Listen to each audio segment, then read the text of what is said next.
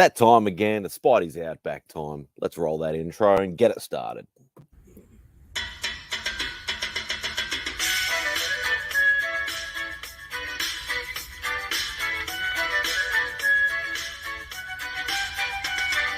Say goodbye to Remy's place. Looking for my friends on a Saturday. Where's Fantastic Lady, Chip and Journey, Beckerman and Robbie Fat Stacks? And they're like, don't you watch MadSpidey'S Outback? Where Lemmy shows up just like that. Live chat here with YouTubers. You better sub, bring a comic cover. Bow down, bitches. Gobble, gobble, whack, bitches.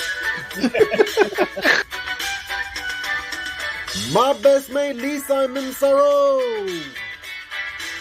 A Lee meme with some muscle.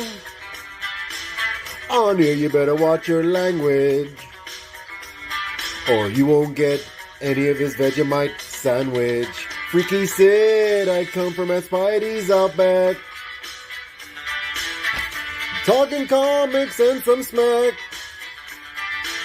Welcome all to MadSpidey'S Outback. You better sub, bring a comic cover, yeah. So there we go. Sunday for me. Saturday over the other side of the world. It's 10 a.m. and I'm cold. It is still autumn. It's getting into winter, but I'm getting there slowly. We do have somebody waiting in the wings. He's obviously out on site, not in the studio. That's not a studio yet. Whether he's actually there or not, we'll soon find out. Are you there, Mr. Remy Q Studios? We have a muted symbol. I am here. You're obviously out and about on the town. No, I'm not on the town. Putting together I'm putting something together in the carport, and I was like, you know what? My neighbors can enjoy me in my boxers, but I'm not going to expose the rest of the YouTubes to all of this glory. It wouldn't be the first time. How are you doing, sir? Doing all right, brother. Doing all right. Besides it, yeah, it's a little fresh today. I was contemplating doing it inside. I'm like, nah, because then I can't smoke and curse a lot. But we do have somebody else waiting in the background. The very Mr. Lovely Cliff on Comics, part of Council of Comics. We all know Cliff. We all love Cliff. You know, typically I wouldn't complain about seeing a man in his boxers. Yeah. I should have. I didn't even. In hindsight, I probably should have said something about that. But yeah, check your DMs, sir. I'm just kidding. All right. You mean you're not the one who sent me all this spread of you in sexual poses all over your bedspread? In the bearskin rug in front of the open fireplace. Do you know how many times people have asked me to do the bearskin rug pose? Oh shit! But it's never sexual. It's always for the sake of comedy, and I'm like, dude, come on, just once. We'd like to just. I will. I gotta tell you, me telling the principal defects all of the sex titles for the various OnlyFans sex films I want to make with them was hilarious. Oh god! I was like, first we'll start off with just the two of them, you know. Whatever you call that, and I'm calling that one the brother load, right? Then we do part one where they double team me, and it's called something's murdering my bussy, and then part two is House of Slaughtered Bussy, and like so that way we've got like this nice homage to Something Is Killing the Children. And then they walked off and gone, yeah. Oh, they thought it was the funniest thing they ever heard in their lives. All right, we will do our obligatory say hello to the chat, of course. We all know who's going to be first. Mr. Les Crucius, hope you're doing well, sir. The inventor of the Shopverse, Shop for Comics, hope you're doing well, mate. Mark Spector Comics. Hope you're doing well, Dave. Phil. Hope you're doing well, mate. KBDM. Hello. Mr. Carlito Classico. That was a very horrible accent, but I will leave it at that. Hola. Hope you're all doing well. Now, seeing Remy's in his boxes, he's distracted Cliff, but Cliff is going to say, I've just come back from 3 Men in a Basement fair, whatever it is, and he's going to fill us all in about it. I'm assuming you didn't do a live stream from it this time. No, and you know what's really messed up is 2 people told me, "Oh, the internet and there is terrible," right? And then when we're there, it's like, "Oh my god!" It's like we all have good service. This is not what we planned on. And then you're like, "Oh, stuff it! I'll just buy stuff instead of streaming." Exactly, because look at this giant bag of stuff that I got. And they've got bags, so if CJ had gone, he wouldn't have complained. No, no, this is my bag. I took it with me. CJ would have complained, but he would have complained less for all the dollar books, probably. I don't know. So look at this. I got this $30 Ghost Rider 9.6 slab. Oh, no, that's what we're talking. Right? Nice. That was in the middle of me buying this guy's dollar books out. And I mean, I went crazy. Also, I got the new print for Comics Curing Cancer. Shall I unfurl it? Yeah, let's. The new print? There's another print? Yes.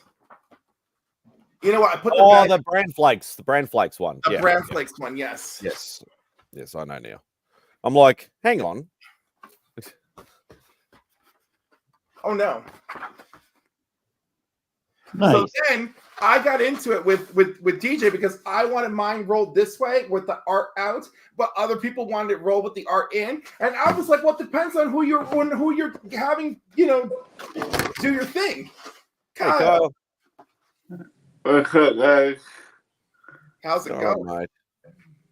So anyhow, I got like this crap ton of books. I bought a bunch of dollar books from DJ. And then there was this dude who sold me the Ghost Rider as he was packing. So I bought all these dollar books from him. Hey, Trav. Travis. Well, Trav. Travis. We miss you, mate. Hope you come back soon. Hope you're doing okay. Well, he put a little update on his Instagram today, so he should be doing wonderful. So I got that. Superpowers number 2. Oh, nice. No worries, Rob. A whole bunch of dollar Venom. Oh wow. I mean, it just keeps going. It just kept going and going. Champions number 9 for $1. Champions, come on. Champions 14 for $1. Now, the number 9 is in good condition. The number 4 is not, but for $1, I was like, well, okay. Hey, Rich. Yeah, because Champions is another run that I'm like just dabbling in trying to get, because it's only a small run. It's only like, I think 20 17 issues. books, yeah. 17 books, yeah. Fallen Angels number 1 for $1. Geiger number 1, second print for $1. Justice League Europe number 1 for $1. Inhumans number 4 for $1. Marvel's Greatest Comics, it's a reprint, number 49, $1. Batman 425, $1. Batman Rebirth number 2, $1, with Gotham guy and Gotham girl, whatever. This Great Land Symbiote Spider-Man variant featuring Monica Rambeau, $1. New Mutants 36, New Mutants 13, Defenders 130, New Mutants again. Moon Knight number 2. Oh wow. Marvel Tales 89. There you go. Another Venom. Hanna-Barbera Future Quest issues 1 through 6. Wow. This Romita Avengers number 1 for $1. So all that and the slab was $60. And over here, that would have been about $400. Probably easily. So then, hey, no. Wait, there's still more from the same guy. The pop. So from the same guy, and the other future quests that weren't in my hand. That's all. But yeah, there was one more, and then there was 2 Alarm comics. So if you have not heard, my biggest thing to collect this year is the Defenders, Marvel Team Up, the Champions. I'm trying to get all the Champions and Invaders. So I got Marvel. You're going for similar runs that I'm going for. Yeah. I know it's terrible. I actually didn't want to talk about it with anybody because as soon as I put it into the universe, that's what happens, right? So I got this Marvel Team Up 32, Marvel Team Up 26, Marvel Team Up 29, Marvel Team Up 35, Marvel Team Up 32. And what's so interesting about these Marvel Team Ups? It's Human Torch and not Spidey. He didn't have any of the Marvel Team Ups featuring Hulk. And then I snatched me some Invaders. Look at this great Hitler cover. Oh, God. I'm not even going to check my sales day because I know I'm probably going to need some of these. Beautiful. And then... Yeah, Invaders is another small run. That's only about 40 issues. And these 2 Phantom Strangers. So all of these books from 2 Alarm Comics came out to $38. Oh, wow. So now we're at $98. Add on 20, we're at 118 because I got the print. The print was 20. And now... But wait, there's still more. Right. So then, let me see. Oh my God! I like this very confidently. He's like, right. There is more. This is the. Hold on. Let me get to the DJ pile. Oh my God! Oh, the DJ pile is ridiculous. All right, there we go. This is the DJ pile. What's this? Fun fact. Team Up 32, they forgot to put Thor's wings on the cover. That is noticeable. Yes, sir. And hello, right. Bobby. So Cable, Black Widow. This Black Panther, what a gorgeous cover, and they don't fight in the book. This dope Avengers Forever cover.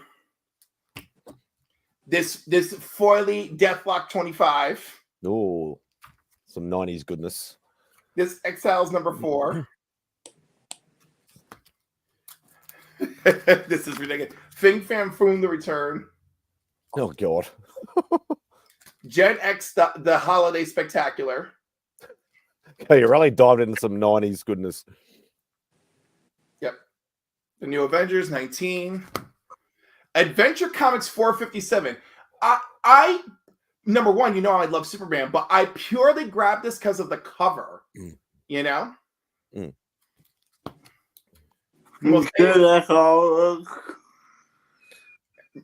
number 1. A foil Crisis facsimile. He gave me this Spider-Man and Hawkeye Marvel Team Up. Oh, nice. Two Jupiter's Legacy number 1s. Oh, God. The Spawn number 1 from that he got out of the Old Man Collectibles box. That originally came with the toy. Oh, okay. I don't. Perry, is it Perry? No, I don't see Perry. Perry will be disappointed because there was no Xena, but there was this Hercules written by Roy Thomas. Hercules. Yep. New Teen Titans number 6. Man of Steel number 2. Which, fun fact, the Mile High Comics advertisement in here is the advertisement my mother used to order me all those 50-cent comics that I originally read as a kid. Oh, nice. Shazam Superman First Thunder number 1. Not a great series, but whatever. This Action Comics 583, which is part 2 of Whatever Happened to the Man of Tomorrow for $1. Miles Morales 24. It's a beautiful cover. The Jim Lee X-Men #1. X-Men Annual #1. Oh, that's a nice cover. The Messiah Complex Part 1. X-Men Archives #1. Oh my god, you crossed a lot of different fandoms off the list. Extreme X-Men #1. Age of Apocalypse X-Men Chronicles #2. So this pile was $20. Fucking hell. And then A free set of steak knives. no, this last pile was $60. Let me make room for myself. No wonder you had to take a nice big bag with you. Oh, you know what's funny? You cleaned house. I went there to clear out dollar bins, so I could beef up my giveaway box, so it could border on being Rob Stacks attractive. But of course, there's a bunch of stuff that I wanted. It comes with a sham wow. Yeah. Marvel Team Up 132. Yeah. Shut up, Mike. Marvel Team Up 23.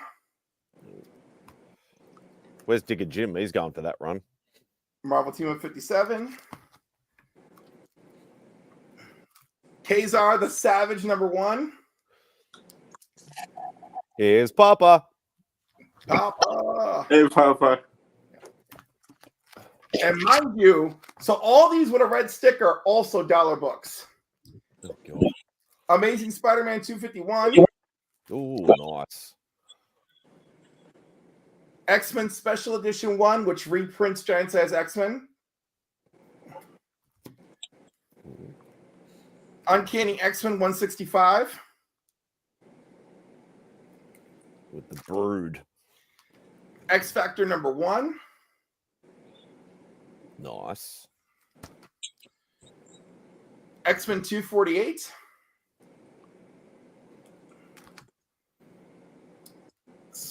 Amazing Spider-Man 276, sorry. And Fantastic Four 211 First appearance of Herbie. and 213. That's first appearance of Herbie, isn't it? 211? First appearance of Terax. Oh, Terax. I knew there was a first appearance in there somewhere. Yes. I believe Herbie is on the cover of his first appearance. Yeah. All right, so this stack was 60.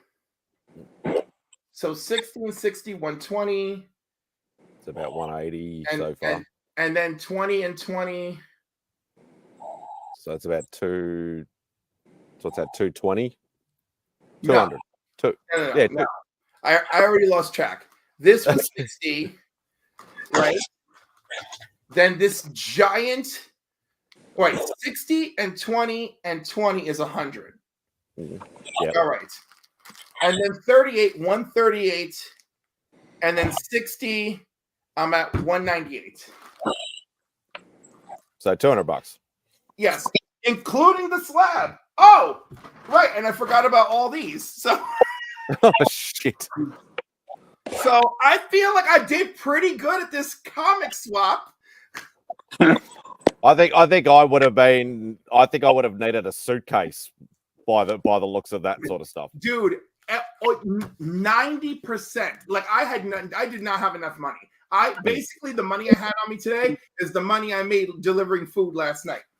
Oh god. So you would have I could have gone crazy. Marvel Premiere #2 and #3 were there. Defenders #2 and #3 were there. Ugh. Someone had Marvel Team Up 1 through 5 there. Someone had the guy I got the Marvel Team Ups from. He actually had Marvel Team Up number 6 to 99. Oh god. His Defenders run was also almost complete. What else was there that I was salivating? A lot.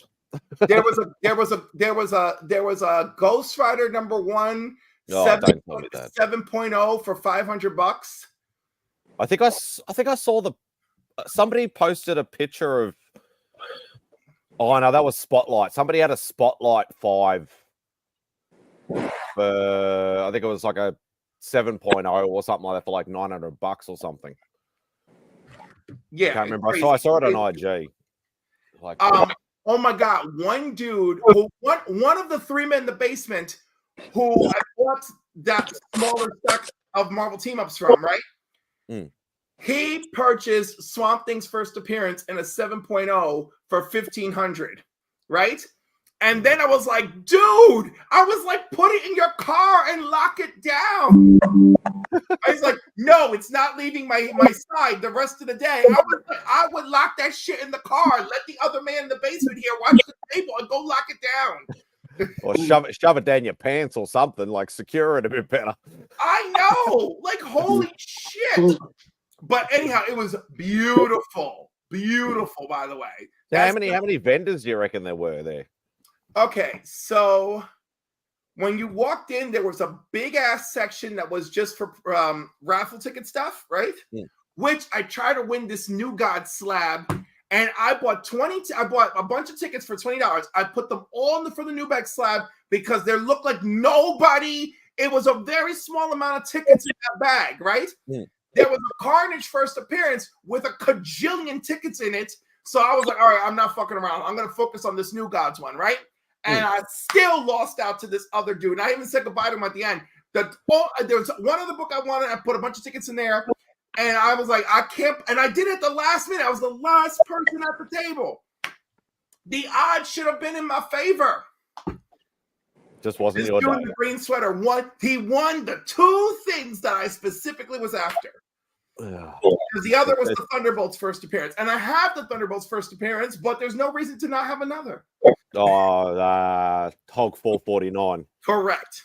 Yeah. So it was crazy. I mean, it was really, and it was for charity. So that was just as you walked in. Then there was a vendor, 3 vendors in the center square. I'm not even kidding you. A vendor, 3 vendors. Yes, 3 vendors in the center square. A guy across from them. Next to them was DJ. Then corner turn at DJ, and that center square had a 4th person. Now that I think about it, someone across from the 4th person. 3 people selling in the corner. Turn the other direction. Go away from where DJ is. There's 4 more vendors. 2 more vendors on the wall. The lady selling cupcakes and shit.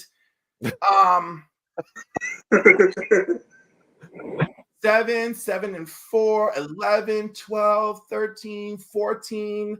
So maybe 15, about 20, 17, 18, 19, 20. So 20 vendors, I want to say. Very nice. Very nice. Yeah, and looking at those books that you picked up, because I'm going for Invaders and Defenders.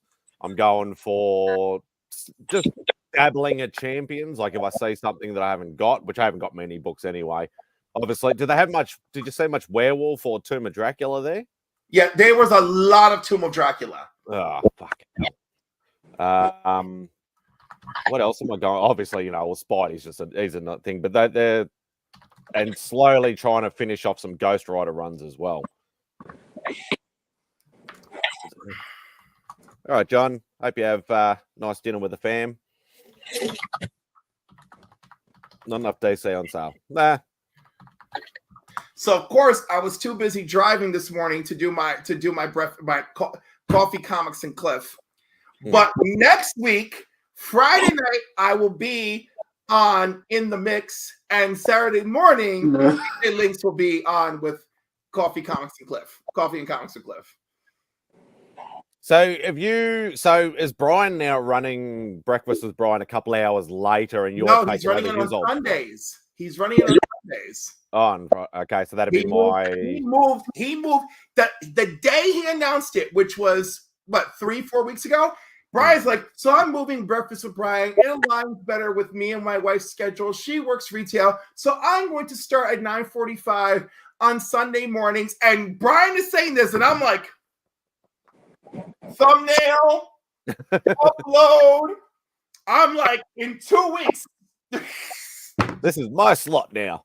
I rode in on my horse. I swirled the lasso and I snapped it. Oh god. I was like, I ain't got time for this. I was like, I ain't got time for this. I was like, there's no waiting, you know. And we had a really great time.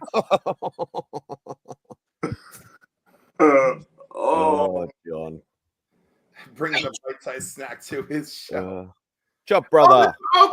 That's a short film.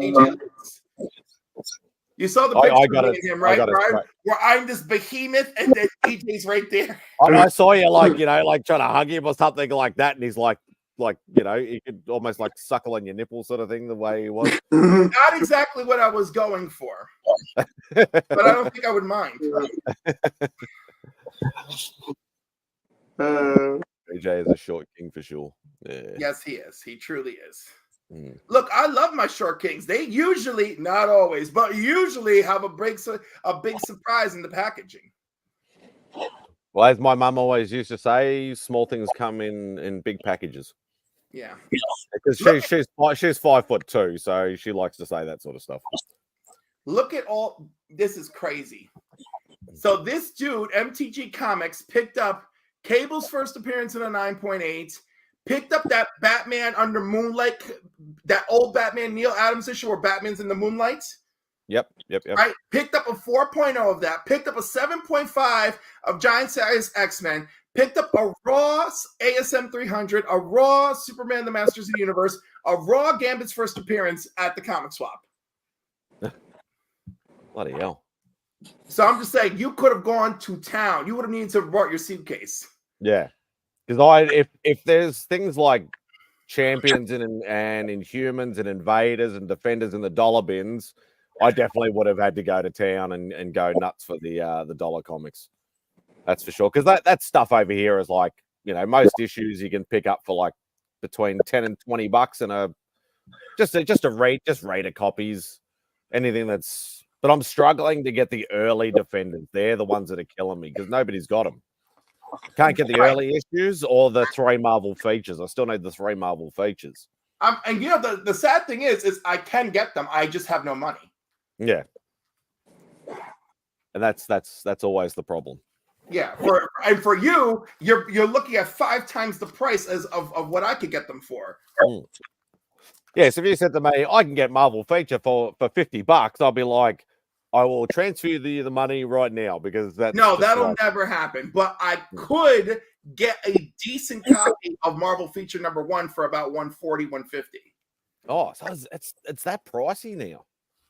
I still didn't think okay, first of all, you act like the defenders are not worthy. They are worthy.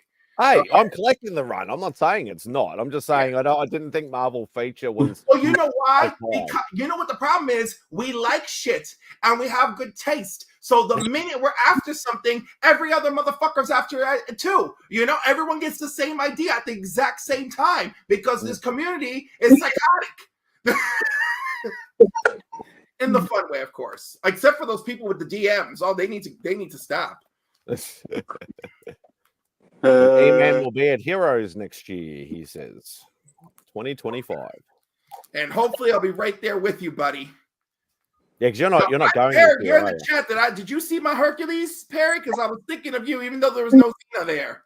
There was no Xena. But I saw that Hercules and I had to grab it just because of you. Just in the spirit of Xena. You're not going to Heroes this year, are you? God willing. But listen, Mark's not here, right? Technically, no, I'm not going. If something miraculous happens in 20 days,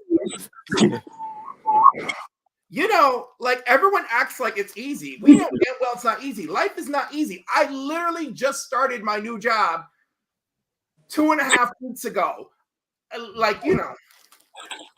Boo! Boo! You know what, Remy? Take it up with Timu. I can't help it. I love you so much. I just want you to go. I want to go too, and that's why I started door dashing. So if I can rake in the DoorDash cash to go, oh wow, I rhymed unintentionally. if I could rake in the DoorDash cash to go, then like, you know, but I raked in enough money to go to the comic swap today and lick my wounds. There you go. Bobby's going in 2031. Mark heard what you just said. We don't know yet. Oh, and yes, happy birthday, Mr. Remy Q. You Oh my beautiful God, it's your man. real birthday? This isn't a joke? Yeah, thank you. No, this is not a joke. I saw it in the Link Squad and I forgot to bloody post something, but I'm glad I got the opportunity to say it sort of in person. Oh my goodness. Thank you. Happy birthday, Remy. Thank you. Thank you. That's why he's walking around in his boxes, because it's his day and he can do what the fuck he wants. Yeah, trying to get ready to fire up the grill in my boxers. That's what it's about. As long as you don't set the garage, as long as you don't set the carport alight like Angel did. Wait, it's a birthday. What are Told you him, get it set doing up. here? No. Oh god. Oh my goodness. Oh. But the question is, Cliff, was there any of the 3 Spideys that I needed there for a semi-reasonable price? Do you mean Amazing Spider-Man 3 and 4 that I was looking at today? Or 1? Not that I'd be able to afford 1, but No, 1. I did not see 1 there today, but I saw 3 and 4. And I don't know if they were reasonable. All I know is I was like, oh, I can't afford it. Don't look. Oh. Running around in his birthday suit. Yes, that I is know. You know, this is for Remy. Estas son las mañanitas que cantaba Rey David. Hoy por ser tu día de tus santos los camanatos. Te las cantamos a ti.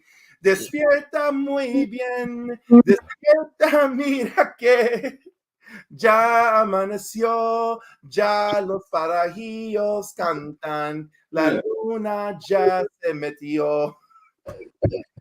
Okay, I'm not that good at it. Fuck it, I can't. I gave you a piece. Hey, Dave. Feliz Well, mate. cumpleaños, Remy Q. I think we got the point, even though none of us understood what it was. Well, not me anyway. I thought it was wonderful. Thank you. This is the morning song that King David sang, because today is your saint's day. We're singing it for you. Wake up, my dear. Wake up. Look at it. It's already dawn. The birds are already singing, and the moon has set. It's a lovely voice from Bane, apparently. Oh, thank you, even. Happy birthday, Remy, and a happy fuck you. I don't think anyone could have said it better. Bravo. Nobody's topping that. Oh, I didn't think he was going to jump on. Oh, what's going on? Click. Feliz cumpleaños a ti, feliz cumpleaños a ti, feliz cumpleaños a Remy, feliz cumpleaños a ti, y muchos más. Muy bien, Robbie. What's up, Rob? Every once in a while, my California shows. You know what's funny is today how I had to remind people that I'm Puerto Rican Canadian, that's the super weird blend that I am. Nice. You know, but then it's underscored. Like, I have a bunch of European hodgepodge because of my father's side. Because humans, like, obviously, but it's just really, really funny. And like when my DNA test came back and it showed 26% African, you know, my mom is like, have you heard them sing? I don't have that kind of voice, you know. Although I don't know, get me singing some Stevie Wonder. We'll see. Oh, Get that, buddy. he's a real American. But so anyhow, no, like, it was just really funny me having to go back and forth, being like, no, I'm half Puerto Rican and Canadian. Oh shit, who is that? Rikishi. what's You're gonna back that ass up. Whatever the WWE. hell that is. It's wrestling. He's the father of the Usos, Oh, okay. part of the Samoan dynasty. I've heard of the Usos. Yeah. Oh, first Oh. Sharon Carter. But no, Peggy Carter. Peggy First Peggy. Carter. First I knew Peggy there was a Carter there. I'm not sure. I'm not making you big. Sami By the way, Zayn. you showed wrestling.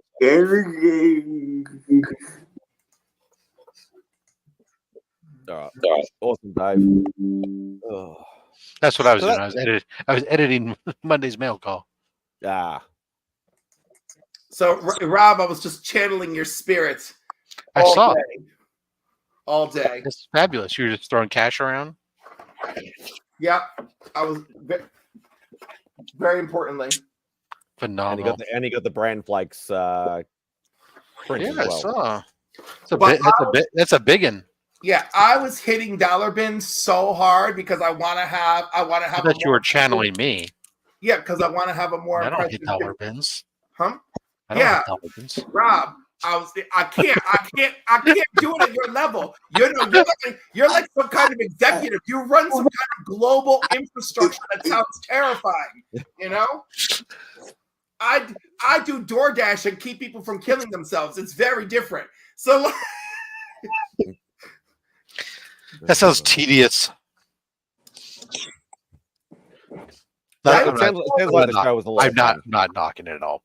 Trust me. I was gonna say, I'm just kidding.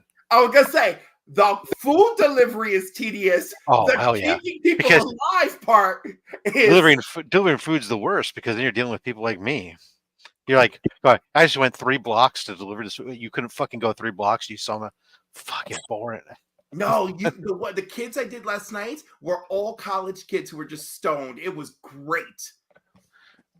Was it? Did they at least tip? Yeah, that's why it was great.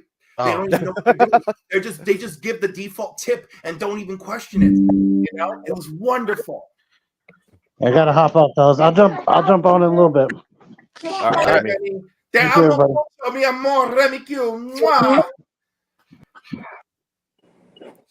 Trying to Bobby Fat Stacks on a budget.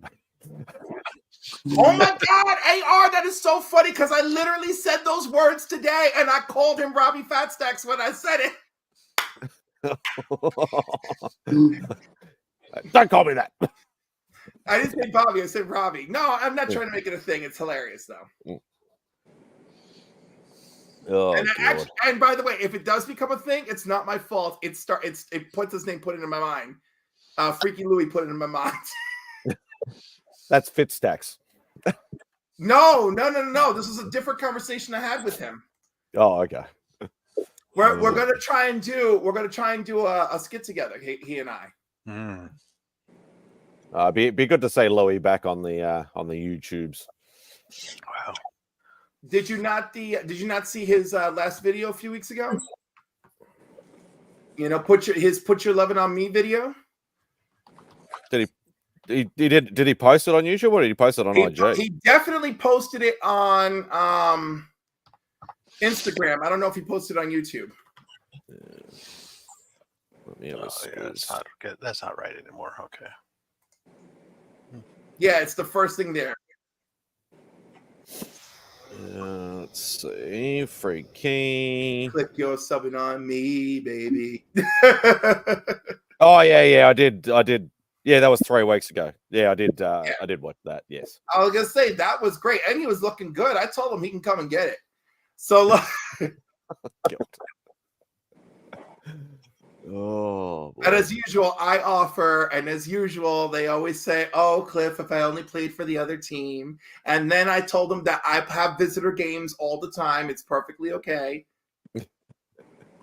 We can all dream.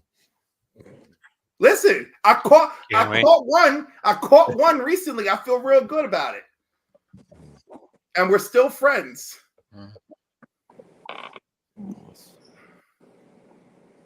So I was very surprised to see Jason on again so quickly, Rob.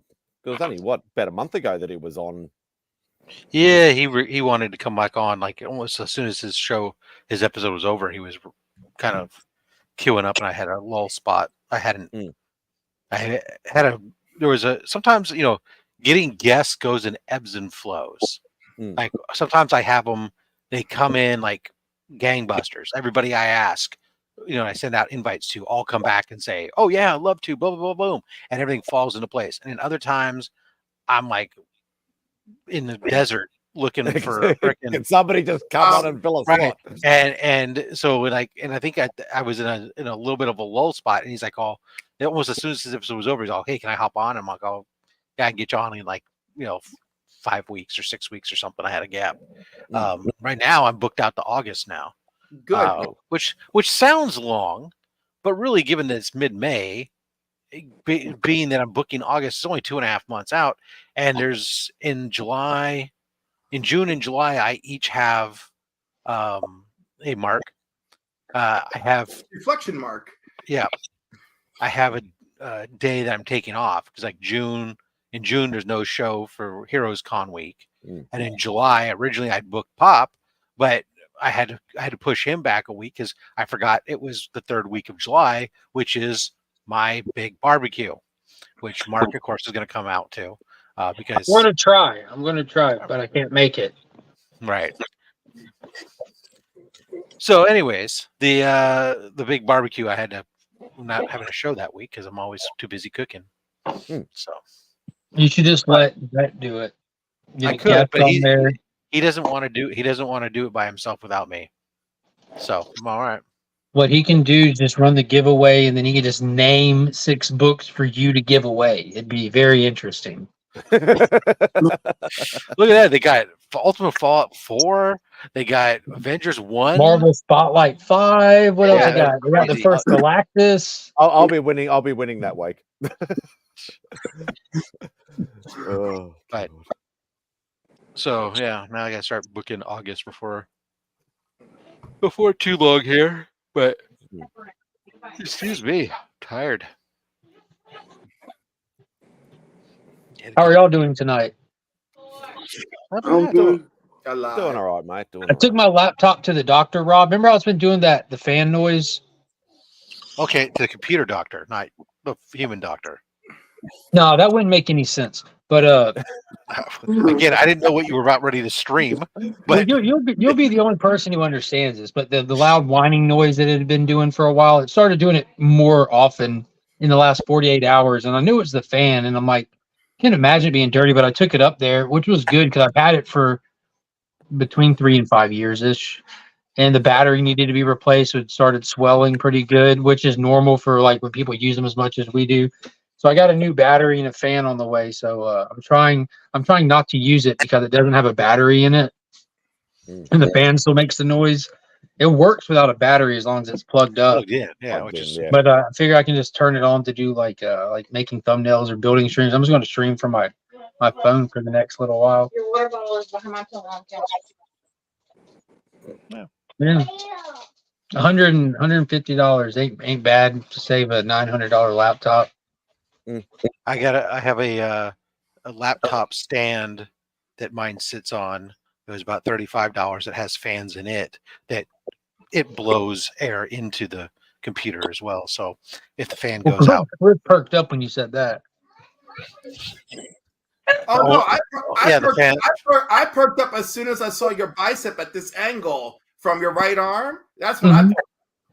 He's happy you're here now. You're better looking than I am. Papa, did your package show up? Yeah. Beautiful. Thanks for letting me know. Welcome. What you got there? My comic show showed up today. Smoked turkey. Comic show? You have a lighter? I don't have one. Comic shell. Oh, shell. Oh, the DJ's been plugging. Yeah. Figure out maybe I'll use that to haul some books to the old North Carolina and back. You gonna review it and trial it first, or you got no shows in between? I'm not gonna. I might review it. I don't know. It depends. It's funny is I have certain things that are in the hopper. If I don't, I try not to do extra shows beyond what I have recorded, what I have my normal shoot dates, because otherwise I burned. It seems like I got so much stuff sucked up, and then all of a sudden I go through dry spells, and so it's like much easier to have stuff. Yeah. Although I could record it and put it in the can and have it for sometime down the road, but because I have some stuff in the hopper now, and one of the guys who recently subscribed to my channel, he's been feeding me all kinds of like ideas of things that he'd love to see, and some of them are really good ideas that don't require a ton of effort. And I'm like, oh, Like what? oh, he wants to see if it's possible to stand on your head for 45 days straight. I don't think it is. I don't know. I just try it. You can have that one. Oh god. Hi, honey. Hey, Mary. Now they all say hi, Mary. No, Spidey said it. Don't contradict me, boy. Don't you sass me. Now go on, get.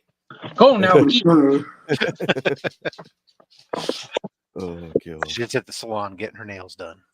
Yeah, I've been trying to think of video idea lists, but I'm almost fearful to say them out loud because because immediately someone will be doing it a week and a half later. well, people step on people's dicks. It's annoying.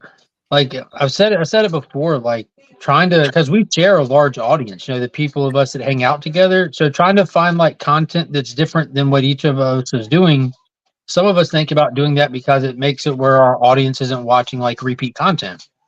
You know what I mean? Like just think if everyone like when people get the history boxes, the monthly box, like they did that one slab this month. You watch one of them, you've seen them all. You know, stuff like that. It just makes it where sure it happens all the time, and there ain't nothing really original to begin with, but.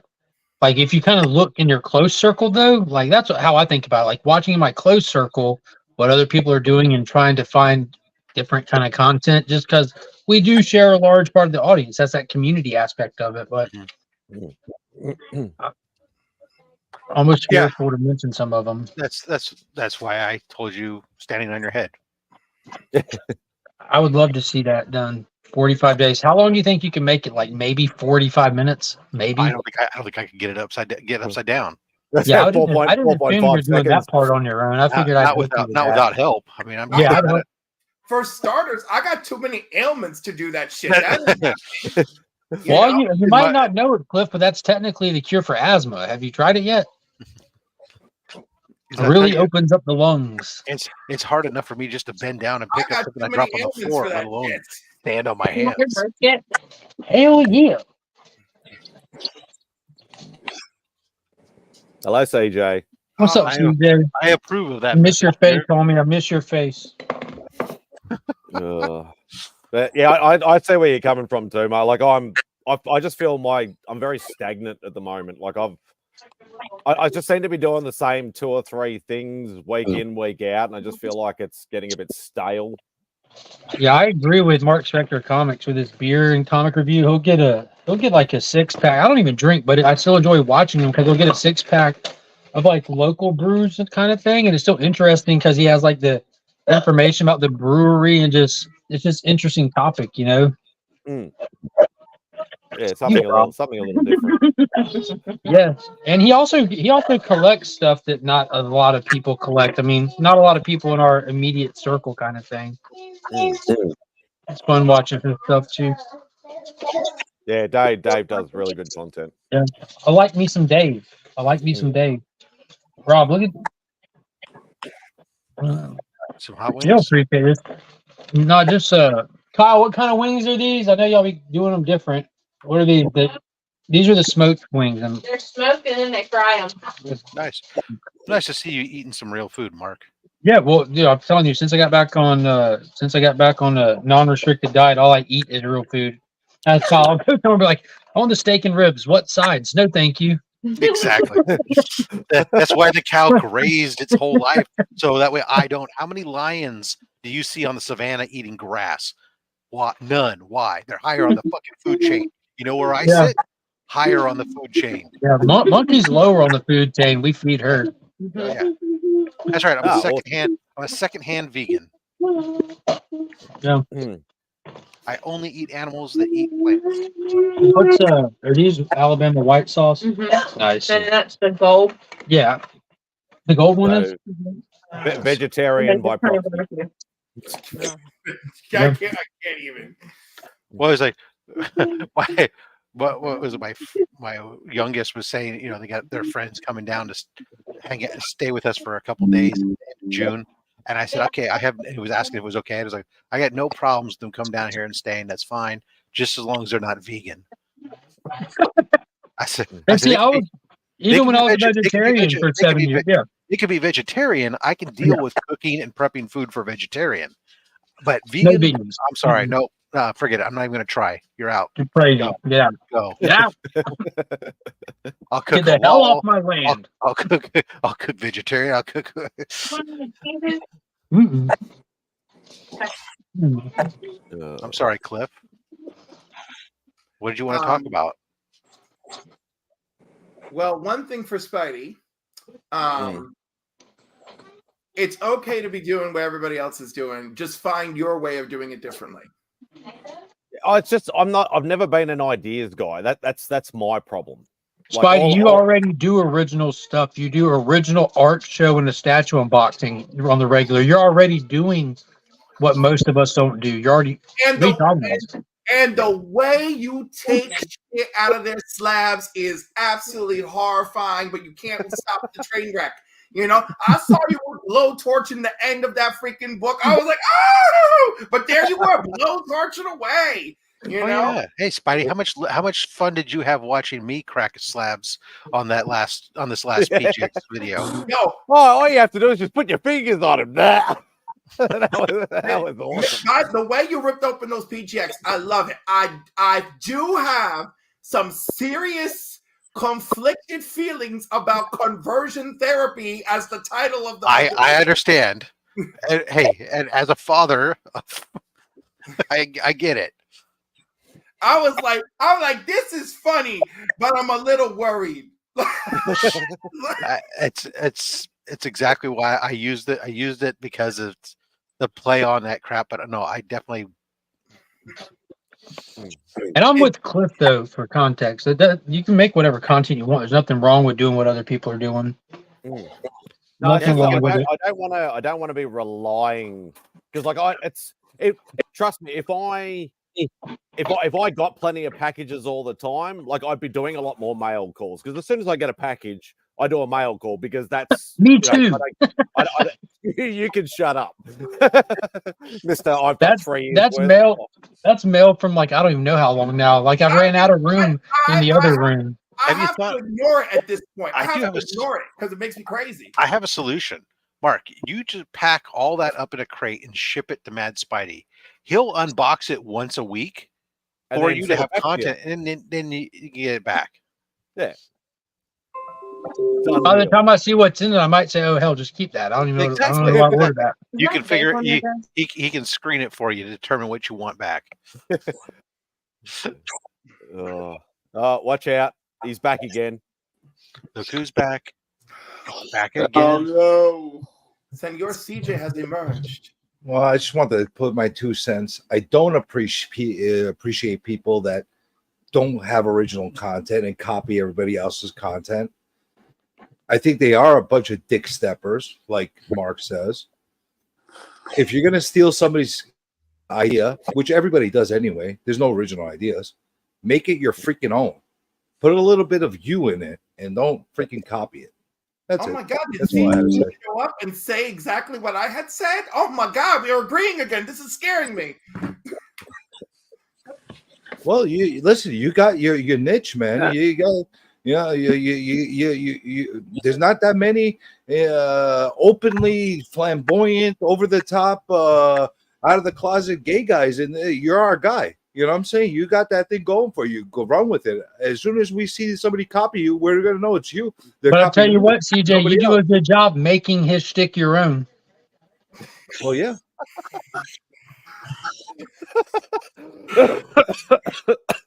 You know, I mean, if you want to talk about original content, I would love to do a web series where I play CJ's wingman. I feel like that shit would fly.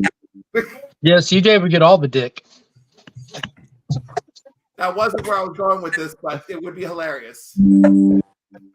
Well, listen, besides your obnoxious comments, Mark, I'm openly okay with going out with having Cliff as my wingman because I know I could use him to get myself better women. You know, I know that could work. I could make it work for I'm me. not here no more. You know, Yo, I love how Bobby De La Ghetto will come out time after time, be like, "Wait, Cliff's gay," and I'm just like, you know it. well, that was my thing. Every time you come up, wait a minute. Look how Is he happy gay? he is, for God's sakes. That used to be my thing until like I got called out on it, but then I stopped doing it. Like we all know he's gay. It's over. So you weren't tempted to go to the 3 men in a basement thing, CJ? No, I haven't been. I've only. I know you've been going through some stuff. I've been in the hospital for fucking 3 weeks, man. Oh Yeah. God. You know, back and forth. Like just tonight and last night were the first nights that I haven't like been fully back and forth between my sister. Like I'm starting again tomorrow. I took a little bit of break between breaks. It's been fucked up. Yeah. Just need to get yourself right and back on back in the winning ways. And Oh, then dude. Well, all joking aside, man, you're in our thoughts, buddy. I appreciate it, man. No, but you know, it is what it is. You know. Yeah, exactly. Yeah. It's unfortunate, but it is. You know, that's why I haven't had the motivation or the energy to fucking do my own streams or anything like that. Like I figure, like, you know, if I'm gonna be a fucking downer and shit, I'm not gonna fucking stream and make people miserable watching me. You know? CJ, I speak for the entire community when I said, please take all the time you want. For real. Like I don't like. There's a lot of people going through shit, and I'm like, please take your time. I want to know that you're alive, right? But like, take your time with whatever you got going on. Well, I'm gonna tell you something. When I do start streaming again, I'm gonna make sure that I make sure you pay for every single time you make me wait, Mark. I'm gonna make sure that you understand that when I come back, I'm gonna come back with a vengeance. You better. If you don't bring a man in your family, I'm gonna call out all the look at me fuckers out there that I've been watching. I might have been commenting, but I've been watching with all the look at me's. Yeah, I missed my comment of 2 times. I still watch yours. You know what it is? I watch them on playlists. Like I put my earphones on, and I can't really like, and I just into stuff as I'm like, you know, sitting in fucking abyss. You know? Hey Dan. I want to know. Yeah, sometimes you just need a distraction, and That's basically Take your why I mind. watch a lot of times. Like sometimes I watch just the fuck distract myself. Excuse me. Okay, speaking of distraction, who is building this campfire? that's dirt. Oh shit, that's Durs. Okay, I was like, yeah, he doesn't have heat in his house. He likes Why is he his making a fire? campfire. He What did the fuck did they do in Ohio? I don't know. What kind of living? why- TJ, what did you say? What did you say to me? Why am I making a fire? I don't know. It's nice. Yeah. It's nice out, bro. It's Ohio, bro. We don't get nice nights, so. Holy shit. Hey, what's sticking out of you your know head? what's funny is that Durs and us We got scenes like that around us. The whole But it's in the street, right? a garbage can that he puts on fire just like that. It's wild. CJ, you take all the mental time you need, brother, for real. I've been seeing that a lot in the community. By the way, I'll put this out there. I'm not sure exactly what's going to happen with me for Heroes Con right now, but I don't know what's going to happen. But I do have a weekend pass that I did purchase.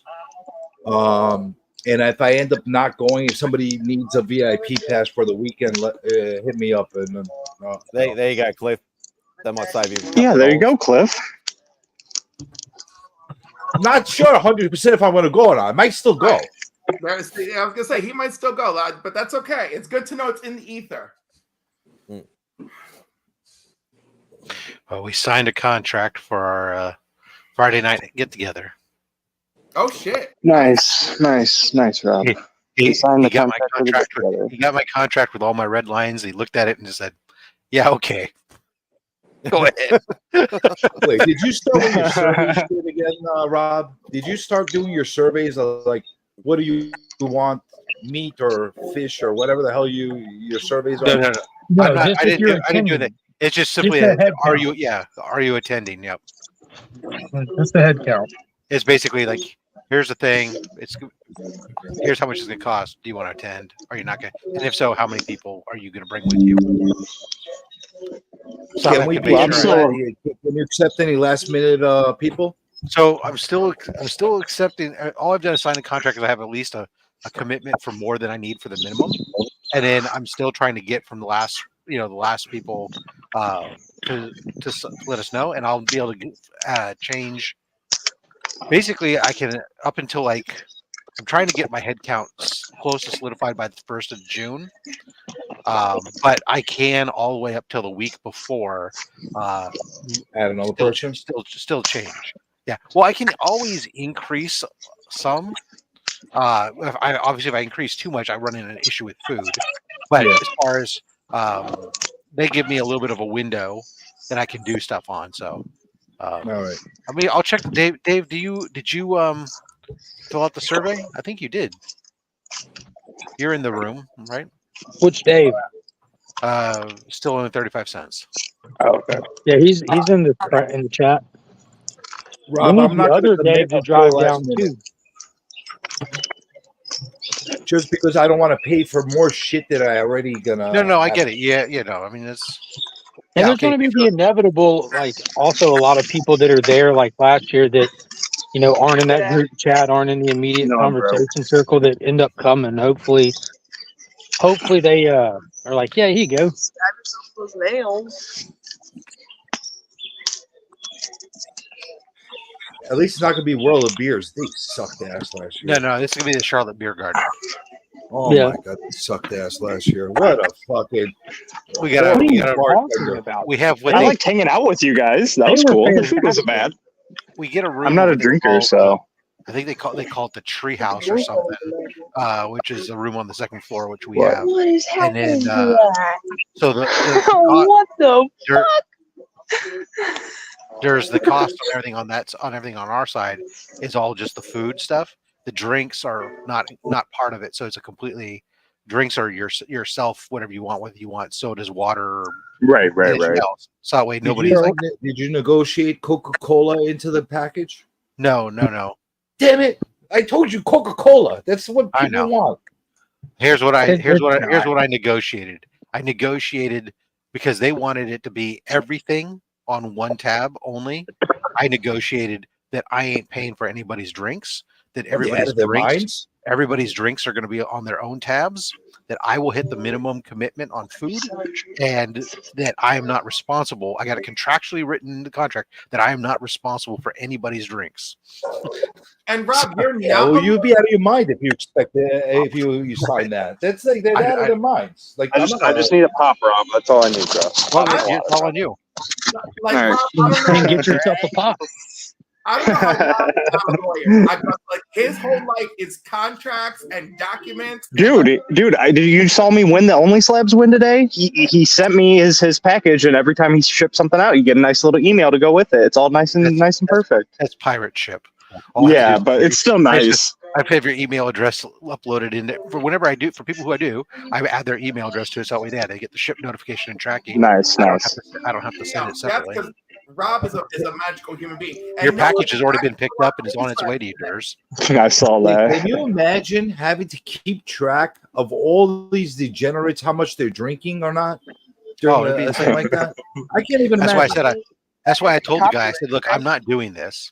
I was working back and forth with the guy who runs the place. I said, look, I understand you guys have all one tab until you get to a certain thing. I said, so if I hit your minimum commitment that you're requiring on food alone, can everybody else just do cash bar? And he said, you know what? Okay, I'll work with you on that. I said, perfect, great. And that's where I redlined the contract, and he signed off on the red lines to the contract. And so we're all good to go now. I love how much Rob likes saying he redlined this man's I contract. do, dude. You have no idea how much joy that brought me. I do know. I do understand. I will say this much. I will say this much about last year, though. I found this very interesting. Mhm. Alcohol, the price of the drink, price per drink, was not as cheap as I expected it to be, considering it was in Charlotte compared to New York still a standard bar. prices. No, that the drinks were cheap. You are too is the problem.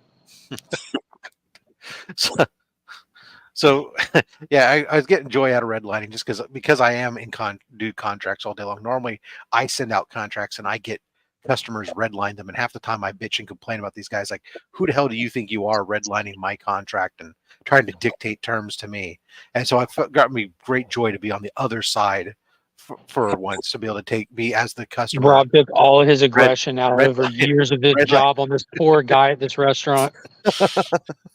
You want me to show off my art, Papa? Here you go. There you go. There's mine. Here. All right. How about? Pop, did you open that package yet? There you go. Your own little. That's awesome. Papa card. All right, there you go. Oh, that's awesome. With the Mega Powers T-shirt and everything. There you go. That's the Papa special. Nice. I drew that last night while I was on Biggie's. Finished it off while I was on Biggie's stream. Yeah, I was wondering why. Like, I was just checked on my phone. I'm like, why is this Biggie's channel, but it's only CJ here? What the fuck's going on? He just left you there by Because yourself. it's fucking Biggie. That's why. Because it's Biggie. Do I have to explain anything more than that? No, that's all you have to say. There you go. Oh, God. No, it's fucking guy goes. I'm up late last night. It had just happened. I had just come home, and I'm like, you know what? I haven't streamed. Let me unwind a little bit, and then it ended up becoming into a fucking psychotherapy fucking session. And Did he get you better? Huh? Did he get you better? Absolutely not. Wow. So Cliff, you went to the 3-man thing. Yeah, I did. You said 3 men and Cliff is there. Yeah. Was it the 3 men in the basement he was open for? I mean, I was trying to get the pressable defects to turn me into a finger cuff, but that didn't pan out. So like, but I told them all my OnlyFans How did it compare to King Kong? King Kong was good. What the fuck? No, how did it compare to King Kong? Oh, this was much smaller. This is listed as a comic swap, right? More Yeah. than And a there mini was, con. there was some actual swapping going on. Yes, comic book wise. Oh. Well, King Kong is not a massive. But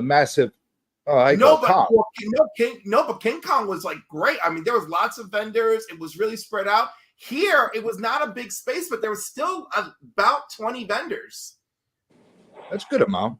It was a good amount. And you'll be very happy to know that some of these mofos brought their own bags. Oh, wow. And It even says thank you. Can you read what it says on that bag? Can you read what it says on that bag? It says thank you. Oh, Yeah. Look at that. I agree with CJ full-heartedly on that point. You can at least bring grocery bags. Yeah, no, I brought my own grocery bag. The guy got a whole freaking pallet of fucking comics. How is he supposed to carry them? So, I got my comic shelves now. Listen, but don't no, it was get me only started, a Rob. $5 entry, which is very fair for small local convention. I'm thinking about getting some of those too, Rob. And it's crazy that this place is a hair place. Like it's like a barbershop salon, like by day, and then by special event, it's a comic swap. Did they give you haircuts while you were buying comics? No. All that was shut down while we used the space. But like, it's funny because like I'm standing with where the three men in the basement had their spot. Like you could see this. There's like a separate barbershop window, so there's little barbershop booths that are personalized in there. Was it a little barbershop? Right, it was like a barbershop. Little barbershop of horrors. Not quite, but it was tiny. Little barbershop horrors. Oh my God. Rob giving me OnlyFans ideas. I love it. So like I'll be a dentist. Open your mouth. That's right. Ooh. Don't encourage him, Rob, please. Feed me, Seymour. Feed me. Yeah, I didn't need to picture that. Thank you very much for the image. Thank you. No, so in all seriousness, it was really nice. I've ravaged dollar books like nobody's business, you know. And I'm pretty content with that. I spent a lot of time with DJ and his wife. That was nice. I saw very Gary there, of course, but like he's local to me. Hey, Drac. Hey, good. Adrian. Yeah, so it looks like it was a good little sort of. We got a couple of those on Long Island and in Queens. There's one tomorrow on Long Island, the Route 110 one. Yeah, that's a decent one. I've been to that a couple of times. Oh, and the one in the museum with the planes. That one's this weekend too. Yeah, unfortunately, I'm not going to go to either one of them. Like I wanted to go to the one in the Aeronautics Museum. Yes, but it just it's not going to happen. You know, because the Revenge of the Nerds are going to be there. Yep. I wanted to go hang out with Ogre and Booger. Yeah. But it's not going to happen. Booger. And what's his name? Not Booger, the other one. Poindexter is not going to be there, though. Yeah. No, but Carradine is a really nice dude. I don't care. I wanted Poindexter to be there, and Poindexter's not there. That was my favorite nerd. Your favorite? Yeah, that was my favorite nerd, Poindexter. He was the best. I don't think he gets as much love as he needs. I don't think any nerds get as much love as they need. What the fuck is Papa doing? I disagree with Rob. He's showing his Legion loot win. I didn't say that. I do as well, Rob. You disagree that you get all the love you need? Yeah, man. You couldn't possibly want more. In case I mean, if we could go in a time machine and I could get some motherly and fatherly love, sure. But I'm content. Incest I'm content is now. illegal in Georgia, so I disagree with Derby. I'm in Ohio. It's illegal here too, so we're good. Oh, this is the box. This is the only slabs win. Oh, that's why it's good stuff. Yeah.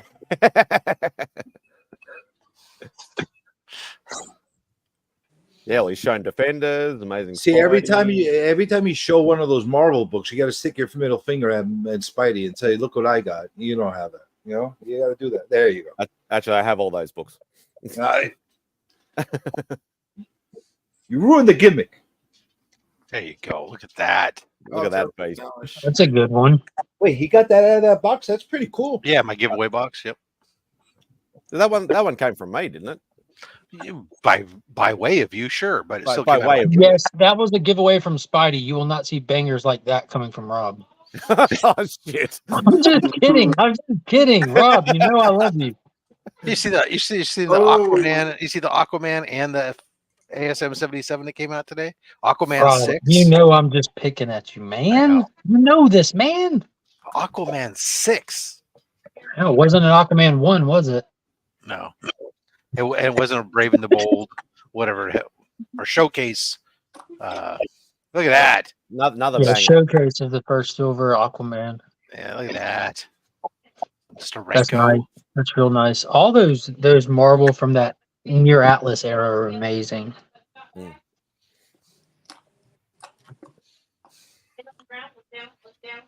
Yeah, Papa really cleaned up with this giveaway. Some TMNT. Some Armageddon game. Gang.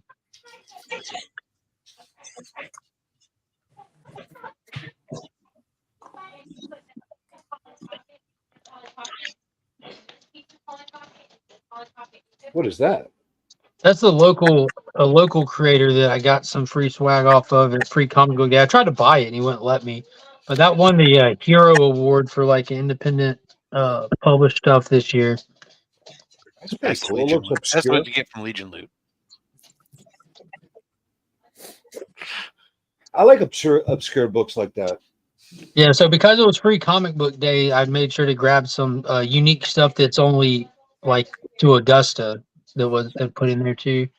Oh, we'll talk about New Comic Book Day in this after Papa's done. I got to tell you a story. I love stories. I'll tell you a fucking story. Are you the hero in this story? I'll tell you why I'm officially done shopping consistently from comic shops. You should just get a subscription to ABX. Well, that I'm gonna make a subscription to one of these right now. As far as just getting some stuff on a regular that I want. Yeah, you know, like at this point, like Durs, Steve, Viking, Brian LTS. Banger. Yeah, Sweet Prolo. I'll They tell all you they what all I have want. mail subscriptions to ABX. I'll tell you what I want, and you could tell me what's the best fit for me. Okay. Preparation H. Wait, I lagged out and I heard my name. What'd you say? I'm sorry. I was Not for talking my about ads, for my ABX comic being a piece. good mail subscription. CJ, it has literally reinvigorated and changed my passion for comics in the past few months. Yeah, being able Just to saying. get books you want without problems. It's Right, crazy. right. It was, yeah.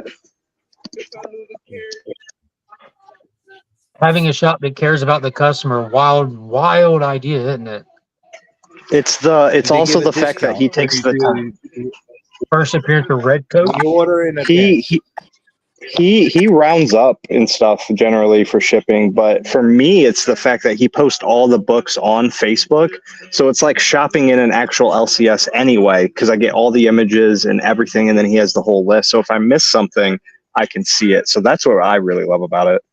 Yeah, it's Do not, they it's not do always the best FOC on pull box can be pre-order hard. discounts? From Mercado.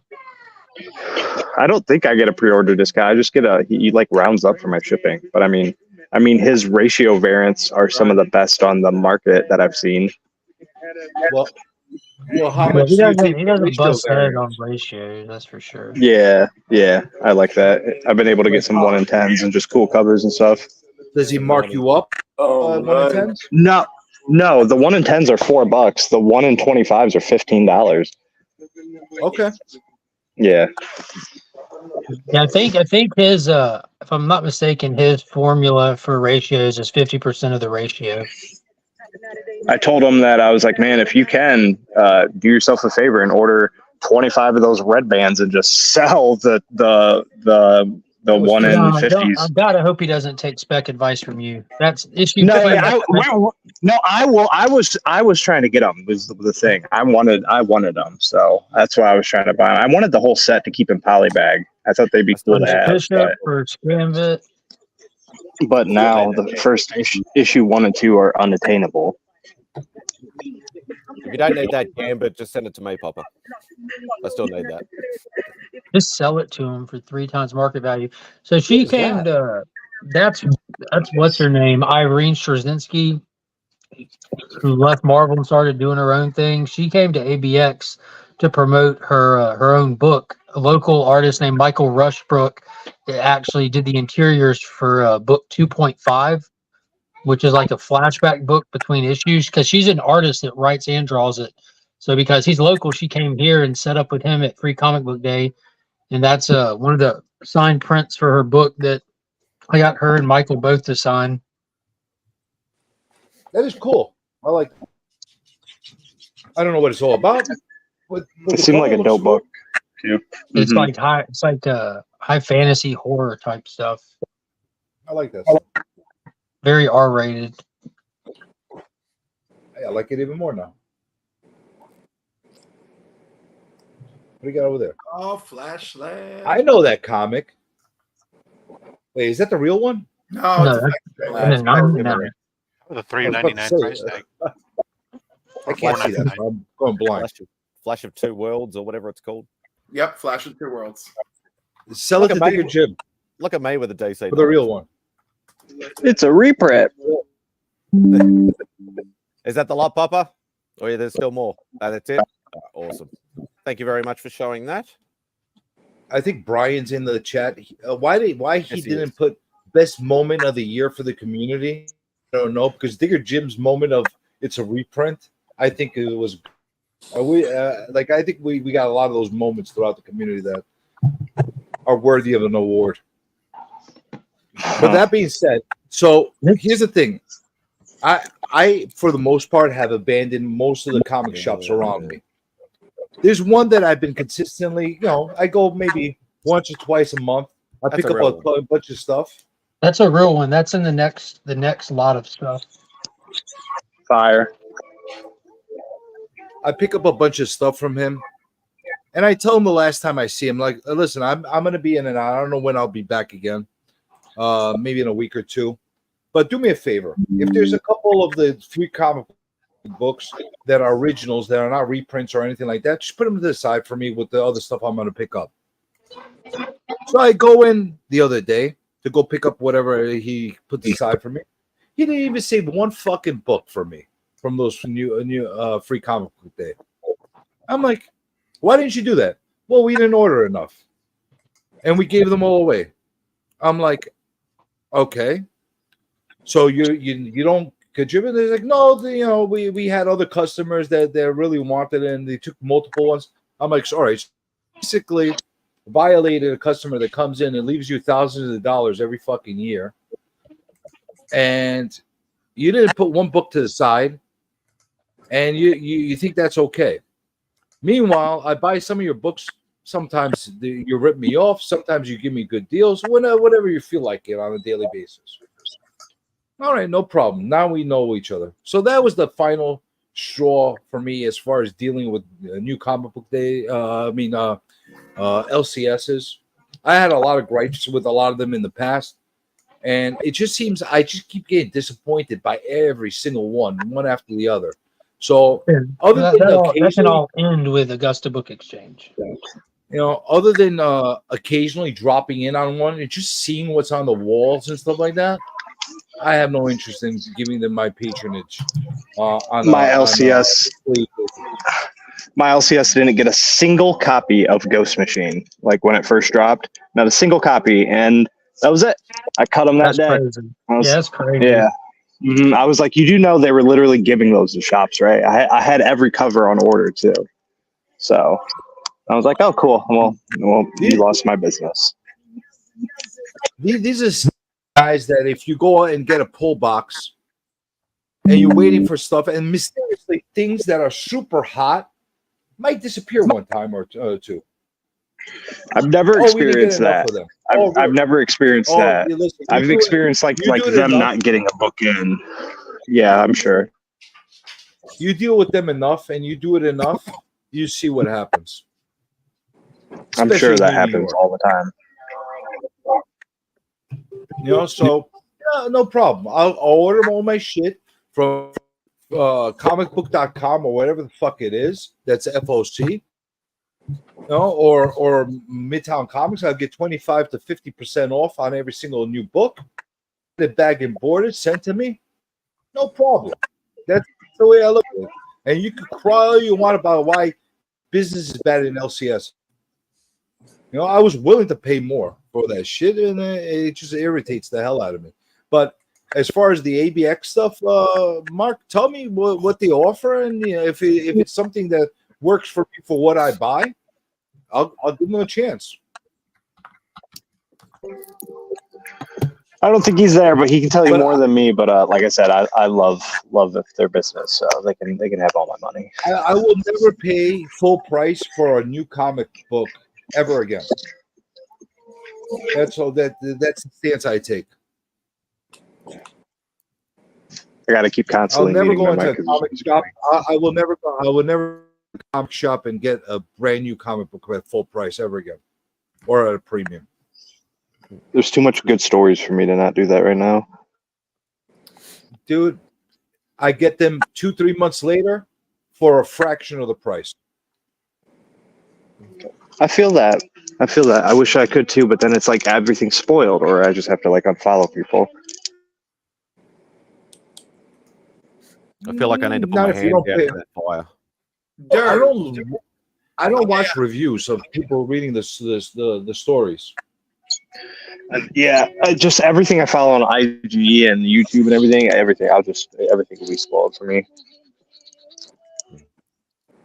Durs, how do At the you? same time, no matter how somebody explains it. What, Cliffy? I want to know, how do you order with with ABX? Like, I keep looking for a real website, and I keep. You wish, bro. It's all through Facebook direct messaging. Oh, okay, then great. like That's when I tell you, like I have my whole poll list. I send through messaging, and then every Tuesday he types out every book that's coming out, like the week coming up, as a list in case you missed it. And then when they come out, he takes a picture of every single book that's going on the rack. Why the fuck does he do that? Dude, it's old school. It's unreliably helpful because sometimes they'll be like, oh, it's a 1 in 10 or a 1 in 15 or just a cover I missed. And I know if he posts a picture of it, as soon as he posts a picture of it, somebody might claim it and it might be gone. But if I see it on the list in the text, I can go to Comic Geeks, double check the references and see what cover it is. But then even better, like when he posts a picture, that's when it's like I feel like I'm actually in an LCS. That just sounds like such a way to do business like that. The time and effort he puts into it is very appreciative, and like I said, I appreciate it. That's why it gets my business. I thought about going to, like, you could go to a big comic shop, but to me, they make most of their money on exclusive covers, so they're good. They don't need my pull list. They could use it, but they don't need it. That's odd, though. No, I mean the whole typing out every single. Oh, it's a lot. I'm sure he's probably copying and pasting. It. Yeah, I'm sure he's copying and pasting it, probably from his distributor list or something. But you know that they could get a direct feed from either Diamond or from for Penguin for FOC and actually just link it up to a website where they could order through there. I don't know. Dude, he's old school, man.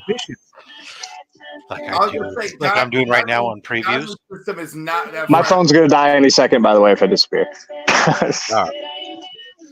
I'm doing my FOC now. I'm looking at the next batch of orders that are further. Yeah, out. my poll list is done until like the middle of July, pretty much through him. With every cover I need, and every cover I want. I have my pull list as normal stuff, but I still review it because I like to see all the variant covers. Right. Then some of them are spoilers and stuff. Grab some of those. Well, sometimes I grab some of them.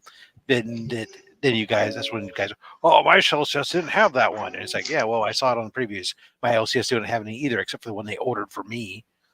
I was close to, actually, at one point, I was very close to opening up my own Diamond account and just with other people that are collectors, just so we could meet the how do you call it, the quotas that you have. I think Diamond is like 400 minimum, and Penguin's not that far off. Then but then they split it up, and you can't get. Now it's DC's got one, and Marvel's got theirs. That's why we stopped that idea of doing that, because before it would have been really good, because I got a bunch of buddies here in the area where we literally could just fill that out between all of us, like easily make those numbers, and then whatever extras we get, we could get the ratios and stuff like that. We just get rid of them, sell them on eBay and whatever, and make back some of the money that we spent on our weekly pull lists. But now it's hard, man, with Lunar and with Penguin right now, to be able to have multiple accounts and to be able to, if you're just collecting and you're not doing it as a business, it doesn't make sense to do that anymore. I'm hoping that they make smaller accounts for like your heavy collectors, for example, or something along those lines. I'm sure that that's going to come down the line where you could order, like, it's going to replace what once upon a time Marvel had as the subscription type of thing, where you could order 12 months in advance and you get them for cheaper or something like that. I have a feeling something like that's going to come across once again. But it'd probably be a lot easier because then, like somebody like me that has Amazing Spider-Man on his pull list for the last 20 years, I just pay a yearly subscription, and then they just come in every month as they come in, and then I don't even have to worry about it. Yeah. I mean, am I the only one that's freezing, or is it happening all across the board for everybody? No, it's raining, and it's like, for me, 10 degrees. I'm freezing. No, I'm That's not why talking about you people- physically freezing. I'm talking about my video screen. You guys getting freezing problems? No, seems to be okay. Like you get a little glitch every now and again, and it just goes a little hazy. But other than that, it's okay. Oh, for some reason, I'm seeing like these like freezes and I don't know. Maybe it's my connection. Fucking Spectrum. You know?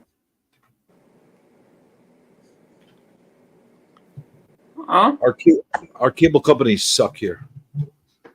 I know, it's horrible. And some of them just have whole areas just like trapped. Like where I live, you can only get Optimum or a satellite. That's it.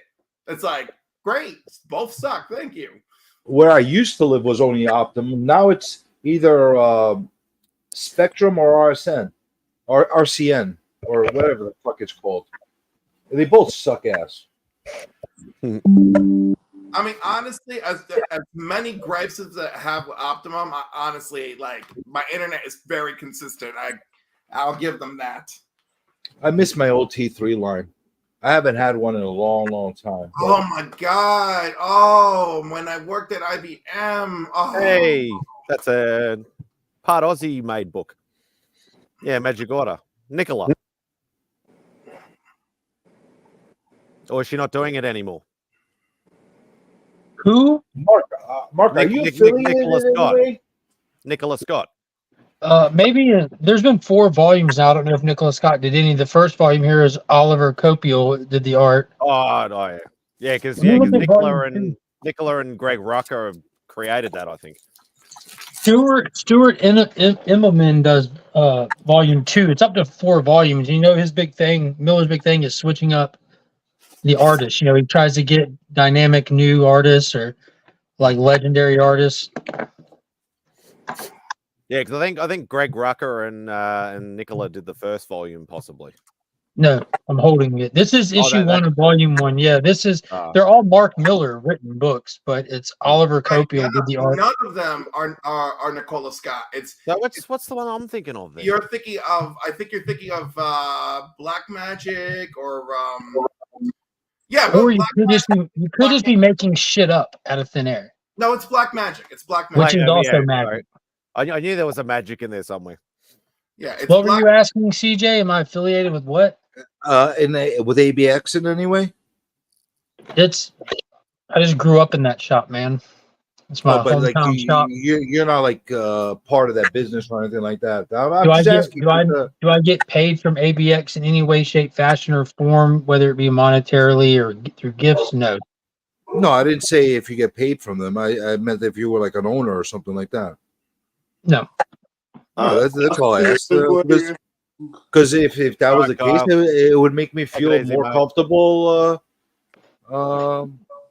supporting them, No, like it should make you feel more comfortable knowing that I gain nothing from promoting them. I just believe in their business that much. I'm gonna check them out. I'm very, very intrigued by this. Him putting up a weekly list every week manually. Yeah, and he takes the pictures of the book and puts them up. So if people want to change covers or add a single issue or stuff like, you know what I mean? Like some people pull some stuff, but they're like, "Oh, that book looks cool. Throw one of those in my box. Throw one of those in my box."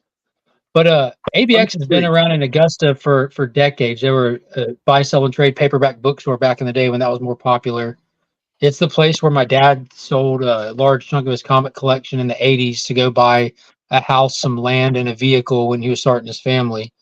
I grew up going to that shop. Like my dad's like partially responsible for it being a comic shop now, because like that he helped introduce it to comics back in the day. Because it was just a paperback book. How far is Augusta from Charlotte? 2.5, 3, something like that. Oh, that's fucking far. Oh, fuck that. Yeah, I agree. It's a different state. I definitely agree. But so like Paul's been working. He owns it now. He's been working there since the '80s, and he met me when I was like first born. I've been coming in there it's where my first job was, and now he's watching my kids grow up. They're like family. You know what I mean? No, I got you. I was about to say, like, if it was like within a half hour or so from Charlotte, when and if I went to Heroes, because I'm scheduled to go there on Wednesday instead of the other days, maybe I would take the trip to go and check it out. But I'm not fucking going that far. Yeah, that's kind of far for just a one stop trip. You know what I mean? That's far. Like if you're coming here to hit ABX, meet up with a couple prostitutes, then go back, that's different. Well, yeah, that's different. That But, sounds you like know, something we do in California all the time, you lazy bastards. Listen, I sit in my car long enough, and it's not even distance. It's just because of traffic. I don't like to sit in my car at all. It's not lazy. It's just I don't like it. I don't like it at all. I'm ecstatic that the trip is only 2 hours on the plane going from New York to Charlotte. Anything more, I get irritable.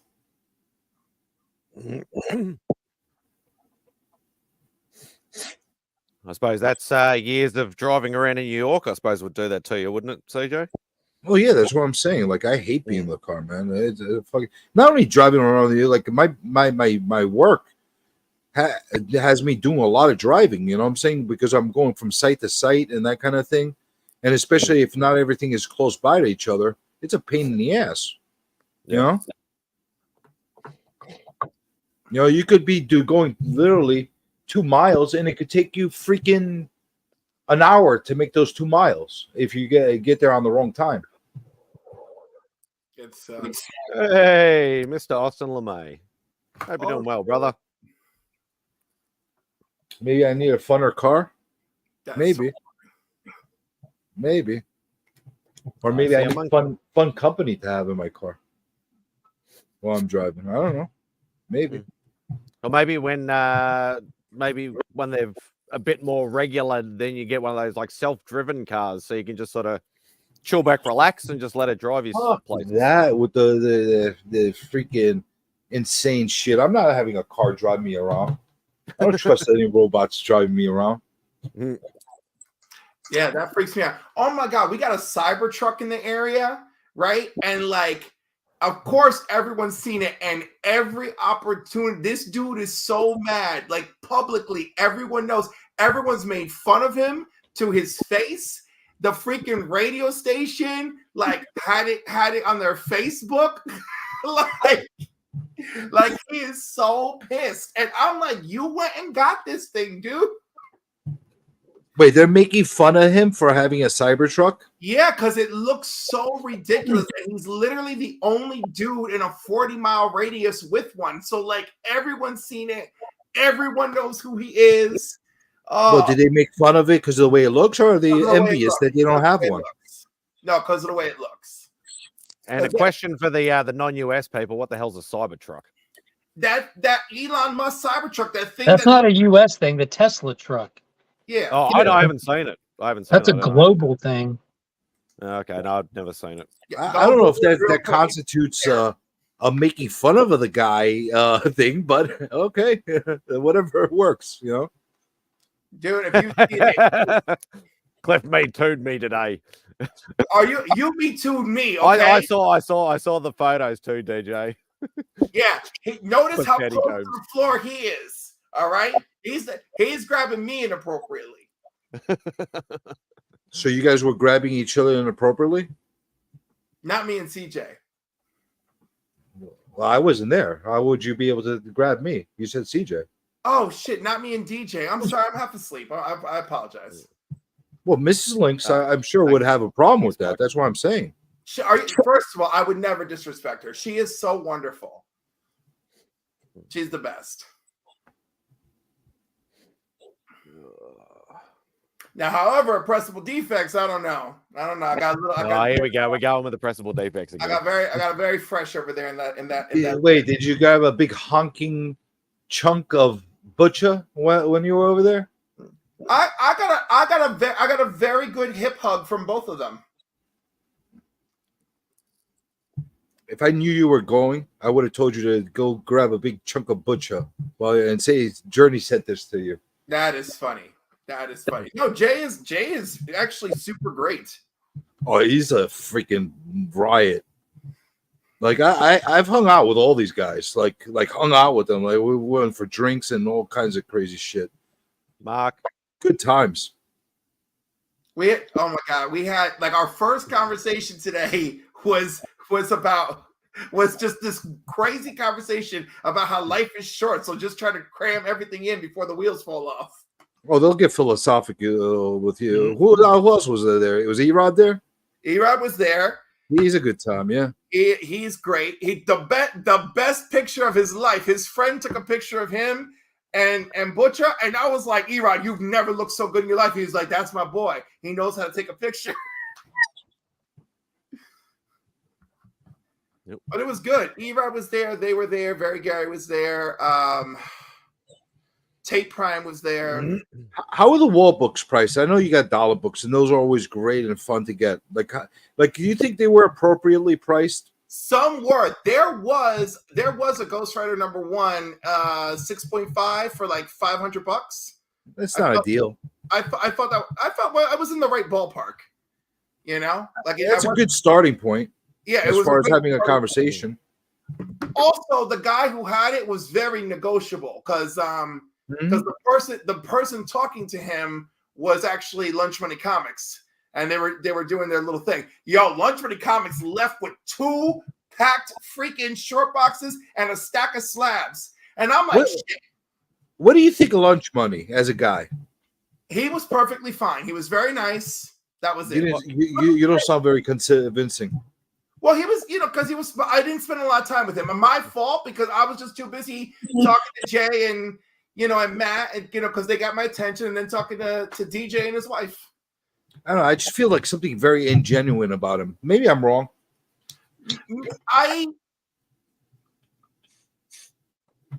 Nope, Cliff just froze.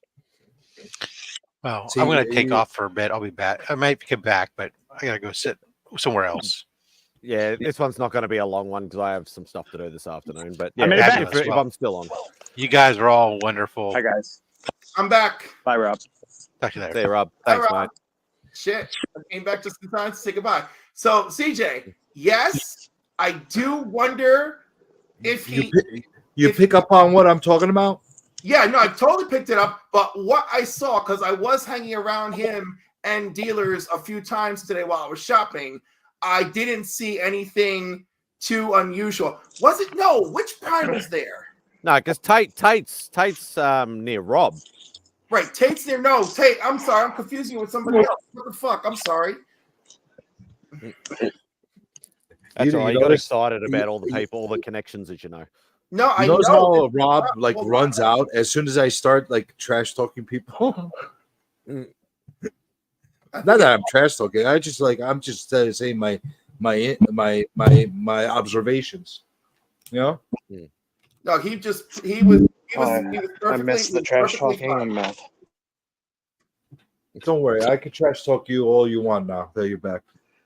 You feel free, bro. You're one of my favorite guys. If it I know, and if it makes you feel better, I'm all for it, man. It's a win-win for me. Oh my god, who the hell? No, I think you need it more than I do, as far as me giving you shit. No, I'm chilling, bro. Right? I think it's important that you have somebody that No, my job's important.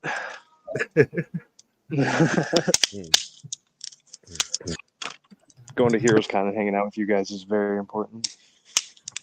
Nemesis Prime. Are you gonna have a pool this year, Durs? Yeah, I think so, man. Wait, are you doing the Westin or somewhere else? No, we're the Hilton Uptown.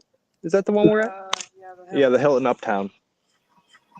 I'm scheduled for the Westin, but they're supposedly have the pool working this time. I don't believe anything they said. I don't believe. Wait, Mark called. Mark called on my stream before. I forgot. They do not have the pool. What they have is like a agreement with the Y. Like if you stay at the West and you get a pass to the Y that's in walking distance right down the Guys, street. that's Are you perfect because kidding me? I'm gonna go run. that's even more perfect. Hold on. Dude, no, Like because my hotel is hold attached on. to the Y. Is what They I'm saying. They shut down the pool a while back, and they didn't bring it back up. Pretty much, COVID killed it. So they So just you guys have all come to swim at my pool. turned it into Well, a gym or that's something. not what those assholes said last year. They said that it's going to be up and functional soon. That's what they said.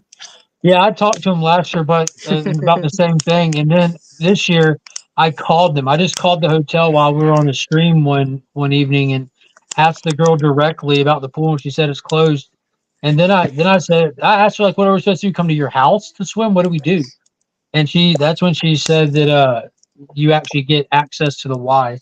Like I had to pull it out of her. Fuck is going to go in their flip flops from the fucking West into the Y to go fucking pool? Well, just to be up front hang out with you, with me. CJ, I'm pretty sure that there's a locker room at the Y. I hear that big bug. That you change clothes in a locker room. So that's my hotel that you guys would walk to because my But if hotel's we're attached also- to the Y. Yeah, if we're also being realistic, no one's going swimming. If I'm it was going. in the hotel, Every- I would have went. Every year that the pool was functioning and Did been he there, you know call how many that people on went swimming? Dude, I brought my trunks with me last year. I was going to go for a swim every morning. I brought mine with me. Then I'd like to think that I was going to go relax and swim, but seeing how it went, and even seeing how you operated through there, CJ, you stayed mad busy, my dude. It's just so much that ends up like, yo, I'm here, I'm excited, this has got me. What are you drawing, But in the CJ? morning, nobody's up. Hey, Tyler. Like It's 5, attached 6 in to the morning our when nobody's hotel, up, yeah. I can go for a Never quick owns the swim. Y. You know what I'm saying? I I figure like this. I could go for a quick swim in the morning when nobody's up and like just like recharge a little bit kind of a I thing hear that bug. before the I'm day hoping for starts. a hot tub because my knee and back are about 10 times worse than they were last year. So I just Dude, want to. there is no way I'm going into a hot tub with a The bunch of Y is freaking definitely comic not gonna have a nerds. hot tub. I'll have my girlfriend with me. I don't care. We can. I'm chilling, bro. I don't. There's no hot way. tub- You see what they Bro, smell like? at the pond? I played football in high school. I've done my time. What position did you play? The ball? Yeah, I did. I got tossed around like a meat hacky sack. All I know is this. I know what they smell like when they're walking around in the cons. I do not want to go into a freaking cesspool of boiling water with them. Not a chance. I doubt I doubt many of them are going to be swimming. I'm one of the few that's going there to swim. No, I would have. I trust me. I would have been in there. Like I was excited. Listen, Yeah, you come same. into I a brought my city- trunks and everything. when you come to a city where going to the beach is an ordeal, Yeah. and you go on a quick getaway and it has a pool, you take advantage of the pool and you get some swimming in. It's good exercise, you know. Ohio beaches are runoffs of power plants, basically. Wait, Ohio has beaches? Broken shell. Not like dead beaches with fish all over them, and it's terrible. It's like the beaches from It's Always Sunny, just Yeah, broken glass dude, and syringes. It's awful, man. It's so bad, and then the water just stinks, and you can't. Yeah. What lake are y'all talking about? Lake Erie. I don't do lakes. Terrible. And then all our runoffs is from the Ohio River, and the Ohio River is absolute dirty See, filth. for me, it's ocean or bust. Yeah, same. I would love that. We have like the cleanest lake and one of the cleanest lakes in all of the U.S. here because the type of lake it is. It's some kind of sediment lake where it just naturally like filters itself, kind of thing. Yeah, we got a really nice lake. It's huge. Yeah, I but like you Corey's, got Ohio or you Corey's got summers. coast by you. You got real beaches close by you, don't you? 3 hours. Yeah, that's not that horrible. Like No, I'm parallel with the Georgia coast, just 3 hours inland. Oh, I got you. How far is Like, Charlotte? you know, that's where I vacation every summer. I don't go far. I don't even leave my state. I just go straight east to the water, and I just go stay on the Golden Isles, like St. Simon, Jekyll, Wolf, all those little barrier islands that are clustered together. Now we got a lot of coast over here, especially if you go down Long Island and all that stuff. But a lot of it's fucking dirty. Unless you go like way out east, a lot of dirty water, a lot of syringes. Yeah, it's filthy here. A lot of syringes here too. They try to keep it clean, but honestly, like you know what? I don't like going to ocean line that when you walk into the water, it looks like coffee. It looks like thick coffee. Or all the muck you got to walk to get to the good parts. I don't like that at all. I We want swim blue in water. quarries here. We have really nice quarries, but they're freezing. They're like always like 40 degrees, so they kind of suck to swim in. I got spoiled as a kid, though. That's the problem. When I was a kid, my parents used to send me off to Greece to go stay with my grandparents, and I got used to the waters over there in the Mediterranean. Nice warm waters over there. Nice warm waters, clean waters. You could see like floor and fish and all kinds of shit.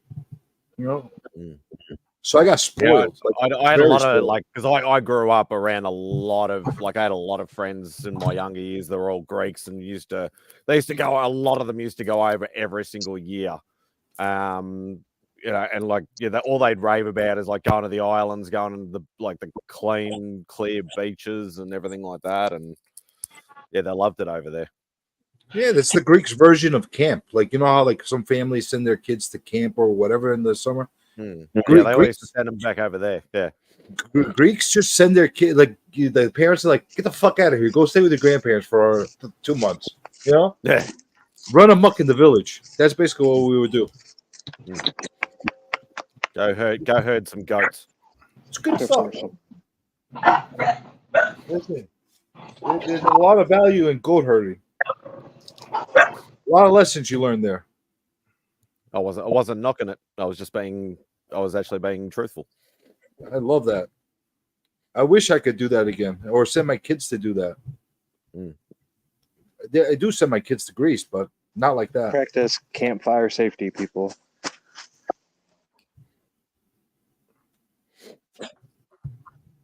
Yeah. What are you cooking on that campfire? Nothing. I grilled pork chops earlier. Were they delicious? Yeah, they're pretty good. I'm not a Rob, but I do enjoy barbecuing as a pastime. I'm a nice smoker. Well, do you call it barbecue or do you call it grilling? I mean, if you want to get technical, I guess, but grill, barbecue, whichever flows out, I guess. Well, Should be barbecue because it should be barbecue because I'm using charcoal and wood chips and stuff. So should be. But when you talk to one of these, aficionados, you got to use the proper You're referring to somebody who used to be on the panel. Do we need more? He does look like he makes delicious meats. I will say that. No, I used to love grilling and smoking and barbecuing. I haven't done that in a long time. I've always loved it. I just don't. I work in food every day, so I kind of hate coming home and cooking. See, I never looked at it as cooking. It's just like I was outside. I'd have a cigarette. Oh yeah. Be chilling while I'm doing that. I looked at it as almost like an escape. Right.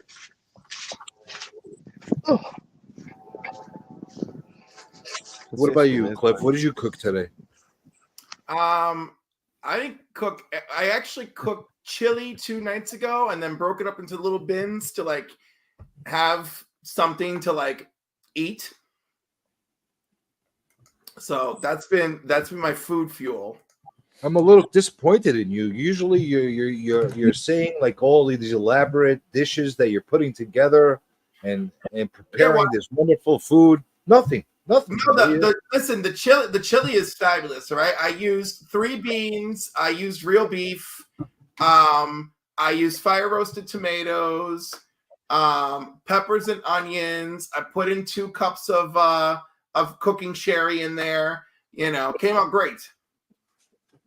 But I needed to come up with something because between the new job and between the new job, the night job, and the fact that I was going to this thing this morning, time was very limited. So I made a big ass pot of chili. So I just had something quick to microwave wherever I was. So I've got 3 of them. I've got 3 of them at work. I ate one of the 3 already, and I've got 3 of them here. And I had one of those already. What kind of work are you doing now? You say you got a new job? So I got a new job in the same company. So I was doing outreach under a grant. The grant ended, and I scrambled to get another position. So my new position is employment specialist. So I'm working in a clinic where we treat people who are in various stages of recovery for various things, right? Like one dude is just like he's had 3 back surgeries, and he's got terrible mental health, and he's living in a shelter, and he's there with us. Another woman is there, and she's battling alcohol use. But anyhow, there's a huge group of people. But as the employment specialist, when they say, "Hey, I think I'm ready to work," that's me. I gotta be there ready. Like, all right, let's find you something. So, what kind of education did you have to receive in order to do this kind of work, like social services degree or something like that? No. So my job. Hello. My job, thank you. Always rubbing. Degree. But my job requires the work experience. So what happened was because I had a bunch of IT experience, and with the IT experience, I got state certified to teach IT. When I worked at the school, the career counselor was leaving, and she trained me to become the school's career counselor. So I did that until the school closed. That career counselor experience got me this job. Interesting. It's funny how like you get you land in the kind of positions you do from unexpected places. It is absolutely true. And I was running one of my groups this week, and we're doing interview questions. And one of the interview questions was about like picturing your future, right? Your career future. And I told everyone in the room, I said, let me be straight up with you. Every time I started picturing the future, I was like, that is exactly when the bottom fell out. I was at IBM 9 years when they're like, that's it. The layoff is final. Peace out. Right? When I was with the school from 2013 until 2018. And the same thing, I became the career counselor. I was also in charge of staying accredited and submitting all the information to the accreditation for them to verify everything. And it was like, okay, we're out of money. We closed today. Bye. And both times I fell into a massive depression, and both times I ended up working some crazy shit because one of my friends was like, please stop being depressed, come work with me. So one time I went to work at Walmart, and then after the school thing, my friend is like, I need an office assistant at H&R Block, come work with me. And I was like, all right, I guess it's better than being depressed all day, and then that actually put some wind under my sails, the H&R Block thing. And then I went for the IT job at this company. And then from the IT job, I did the outreach program because they needed somebody bilingual. And then from that, I'm doing this one. And they got a grant for a new outreach program. And they told me about it Thursday. And let me tell you, all day Thursday, I called my mother, I called my mentor, I called my best friends, I called everyone under the sun because I was like, yo, it's $6 more an hour, but I have to cover 5 counties, right? And so let me ask you something based on what you just said. I don't mean to cut you off, but I like focus on things sometimes. You said that you went into deep depression after you lost your job. Yes. What do you think was the reason for that? Well, you think it was because you lost your job that you absolutely loved? Was it that you thought you couldn't find another job? Was it that it just jobs sucked in the area? Like, what was it that got you to get in that funk? All of that and worse. Okay. When the IBM thing was ending. Mark is out.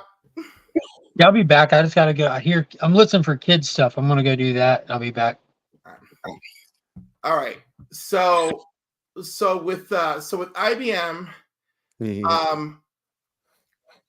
my coworker died by suicide. That's awful. And that was awful. And that was 2 years after the first series of layoffs. And during the first series of layoffs is when I lost my dad. I'm sorry to hear that. So then they gave us a few more months because we lost a coworker, and then it was over. And I just wasn't finding anything.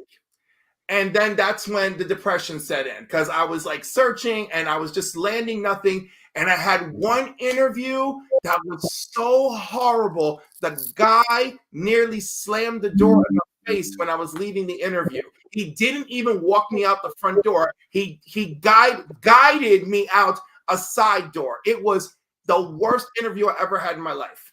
What made it go so horrible? I was still really suffering from a bunch of stuff that was going on, including, even though it had been 2 years, losing my dad, but also losing my coworker. All of it was like really, like, had kind of mounted on me. So they had like a little questionnaire, right? And although I knew what I was looking at, I couldn't fill out the questionnaire properly, right? And one of the dudes interviewing me really liked my vibe and wanted to give me the shots. But the other dude, who would have been my direct supervisor, would have had to put up with me every day, he was not feeling it. He was absolutely not feeling it. And when I turned around to shake his hand and thank him for his time, he had almost slammed the door in my face. And he was shocked that I stopped to turn around and thank him for his time, you know? And that was really terrible. And anyhow, so then just the depression sat in. Then that's when I opened my comic shop, and that was a disaster. I couldn't make it past a year. I met a lot of great people who I'm still friends with now, and that part's lovely, but otherwise it was terrible. And then that reignited the depression, because now I was like, okay, I can't find work. Okay, I tried doing something that I love and I'm passionate about, and it was a complete failure. And so that was it. And that's when my friend is like, yo, we're hiring people in July for Walmart just to train them for layaway for holiday season. Like, come do it. And I was like, all right, you know what? I'll do it. And then one day I swiped my badge and it's telling me, congratulations on your 1 year anniversary. And I started crying, and like Sharon from personnel was like, what's wrong? Are you okay? I was like, I've been here a year, Sharon. I'm like, what am I doing in this place? I'm just throwing my life away. So that's when I decided I'm going to go and get recertified for all my computer shit. And I went to the school, and while I was at the school and had completed my certification and I was about to have the little school graduation, they're like, hey, we lost 2 staff members and we need somebody. And I was like, why not me? And they didn't think I would meet all the requirements, but I did because of my 9 years at IBM. So then I was there, and I actually believed that I had a future for a few years. And then, in order of events, it was May into April. In May, I lost my journalism badge to New York Comic Con. They're like, nope, we're not giving it to you this year. We're done. Then at the beginning of April, I lost the job. We just got the phone call. That was it. Put the sign on the door. You're done. No notice, no nothing. Just it's over. And then my boyfriend broke up with me over text. And then that was it. The depression just came spiraling down. So that kept me depressed well into November, from April to November. Really nice, really good unemployment depression. That was super fun. I say sarcastically. And then in November, that's when my friend is like, yo, I'm doing the H&R Block thing. Come on. And so I went, I did the training. Of course, I did exceptionally well. But it was only for the office stuff. I didn't actually do anybody's taxes. And oh my God, am I chasing everyone off the stream? I'm sorry. So and it morphed into basically what you're doing right now. I'm, and then like, right, it just, it just kept changing. But because I did have all these mental health battles, it did keep drawing me back to mental health. So the fact that I got to do something where I work directly with the community and getting people engaged in mental health and trying to help them with their situations was great. And thank you, Bobby.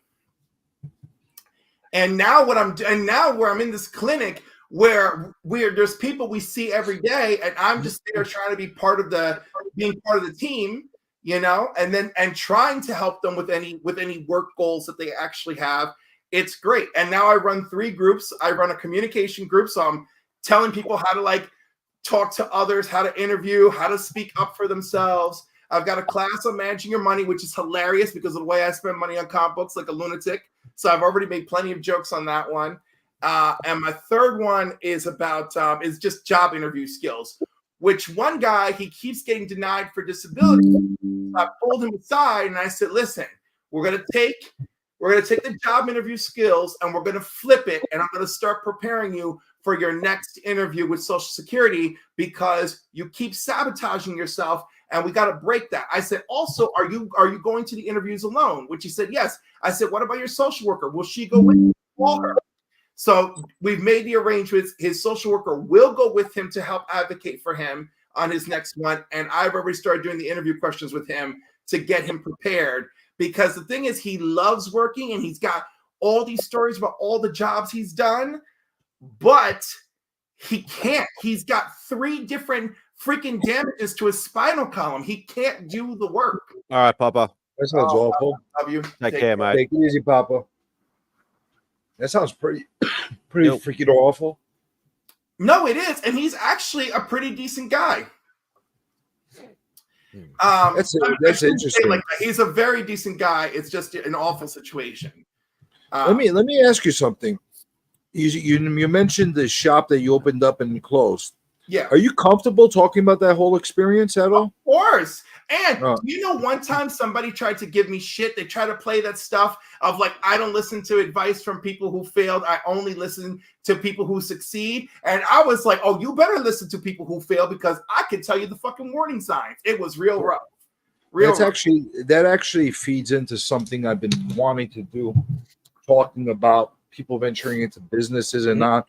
If you feel comfortable about discussing the whole situation and like the ups and downs of that experience, when I'm ready to start streaming again, I'd like to actually have you on for an interview and talk about that whole experience. Oh yeah, I'll talk about it. I mean, to the best of my ability. We are looking back at 2010, 2011, but yes, to the best of my ability, of course. Well, there's certain aspects to the business, regardless of the time that you opened up, that are universal. And there's other things that have changed dramatically in the past 10 years as well. So there's a lot of aspects because I like to talk about things like this, especially like I hear a lot of people, they want to go into business for themselves. They want to start different ventures. And a lot of times they throw a lot of money down the toilet, basically. Yes. With really, really good intentions. Yep. But they just don't know how to spend their money in the right places. And you know what? And even if you're doing things right, it can still go sideways anyway. 1,000 comic shops open and close in North America every year. You know? And that's a statistic that I just, oh shit, I'm almost at 700. Thank you, Tyler. That's a statistic that I wish that I had known back then. I would have been happy to know it. And you want to know what's really funny? That little shop that I opened belonged to the dude who became my ex, who broke up with me via text. That stung you, huh? The text breaking up? I do not think very highly of text breakup. Well, let me ask you something. Is the alternative of having a long, lengthy, crying conversation about breaking up better than just, hey, it's over? That's it. Be a man and do it in person. Yeah, be a man and do it in person. You know what? And honestly, I only need 10 fucking minutes or less. For you to break up or to be broken up with? Either or. I just need 10 minutes or less. Let's just wrap it up in a bow. You know? I guess there's some validity to that. Me personally, I haven't had any text breakups, but I'm an old fucking bastard that doesn't really text much and stuff like that. But anytime I've had to go through a breakup situation, it's always been fucking misery. It is Like, usually bad. I want to go home lazy now, dog. and you keep talking. Like, stop talking now. Like, all right, let's go. Like, you know, whether you're breaking up with me or I'm breaking up with you, it has to, like, let's rehash this again. No, it's over. It's done. You know, it's not like in the movies, like where they say, okay, we're just gonna have to go our own ways, and everybody's like, okay, I accept that, and then we walk our ways. It doesn't work like that. That happens with two people who have the same realization, which of course is a miracle, right? But when you got two people who are like, hey, this isn't working, I care for you, but it's not working, and they both know it, that's when you walk away and it's all cool. We do not see that out in the wild too often. No, because people are demented. That's why. They are pretty demented. My breakup with Mateo was over the phone. It was initiated by me. It was on my birthday, and I hadn't seen him in about 4 months. And I was like, I would have preferred to have done this in person, but we got to end this because this is ridiculous. Wait. Oh, tape being ghosted. Yeah, that's some shit, you know? I mean, I guess I should be grateful that I wasn't ghosted. It was just the it's over, you know. Oh, that's another thing. That's another thing I learned since my dating life like restarted. The whole ghosting thing. What the fuck is this ghosting thing? Like is that like something that is common thread? Like, yep. Somebody's talking to you, okay? And all right, I pick up the phone to call somebody, and they don't pick up the phone, and then they write a text to me. Say, hey, what's up? What the fuck is that? Is that ghosting, or is that just being an asshole and not picking up the phone? No, that is different on several levels, right? It could be the person just gets anxiety from using the phone, right? Fuck them and their anxiety. Well, I mean, listen, pick up man. the phone. Listen, I used to be very uncaring about people's anxiety. Now that I know more about it, I try to be more understanding, especially with my line of work. But I mean, at least when they reach out to you, they know you got to take it as, oh, it's so nice that they care enough to respond, right? Because if they gave zero shits about you, it would be real ghosting. It would just be no response at all, zero contact. And like just disappear off the face of the earth? They would just disappear off the face of the earth. Okay. So does that mean that you have to be in a relationship with a person in the first place to be ghosted? Or no, you can be like in all sorts of ways. Ghosting is an equal opportunity. Fuck you. It really is. It's a magical time. And yo, look at Lisa Noble. I had a guy send the cops when I ghosted him as a wellness check. Jesus Christ. Yeah, that's a bit full on. Yeah. And usually I can't speak for Lisa. I can only speak to people. Where's yours? Different. Oh shit, Spawn. Oh shit. I'm working on it. He left. Nice. So but that's because the phone ran out. He'll see it. Anyhow, it's just there's so many things. I'm really trying to be a better, more understanding person. I do think that even though I'm trying to be a better, more understanding person, there's just certain things I don't think you should do to people, But I do understand some people usually tend to ghost as the minute they start feeling unsafe in a relationship. They're like, nope, I got to drop all engagement. This like all the red flags were planted. That's a very cowardly approach.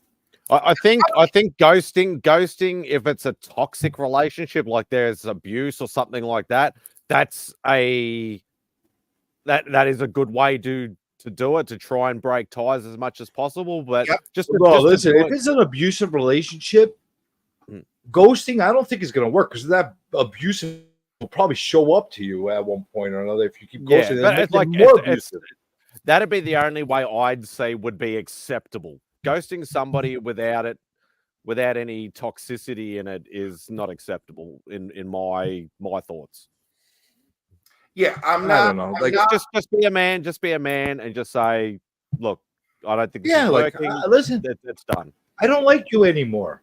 We're done. Or Your my way, I go my or way. There's my nothing wrong with favorite. that. My There's favorite is nothing wrong with that.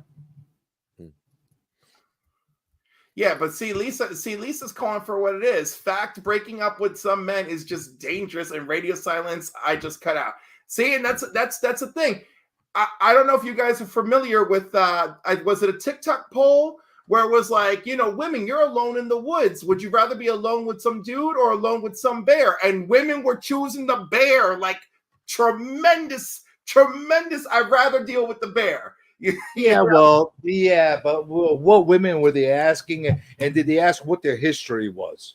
You know what I'm saying? Like, no, it was a general TikTok poll, but it was alarming that it was like 88%. I'd rather deal with a bear. Like, it was very look, Lisa Noble just put the bear.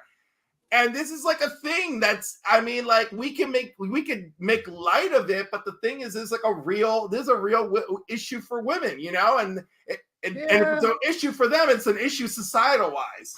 I could see that, but I could also see some women being problematic in their own ways, where I'd rather handle a bear than a woman myself, Right. But see, that's a more nuanced conversation, right? And honestly, I feel like this bear poll has opened some more nuanced conversations. But when I looked at the comments in that bear poll on TikTok, you could be damn sure there was a whole bunch of men offended and saying a bunch of offensive shit.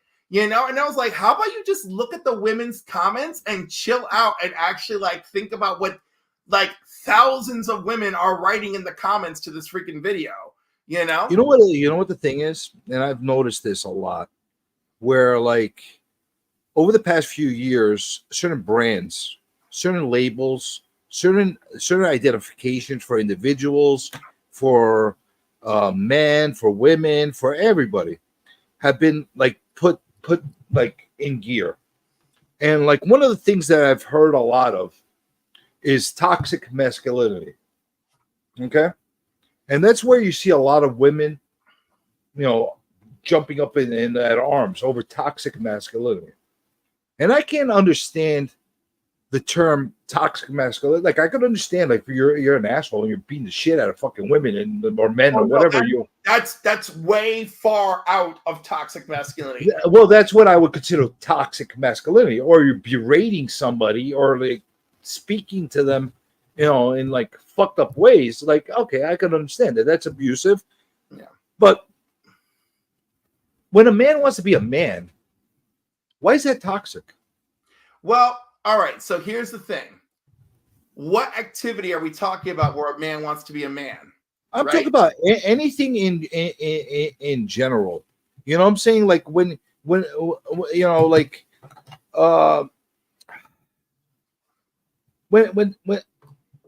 certain things when certain things are presented to a man, and you have about 100 billion freaking years of them being in the mindset I'm gonna work with my hands, I'm gonna I got dirt, get my hands dirty, or I'm I think in a certain way of how to approach my life.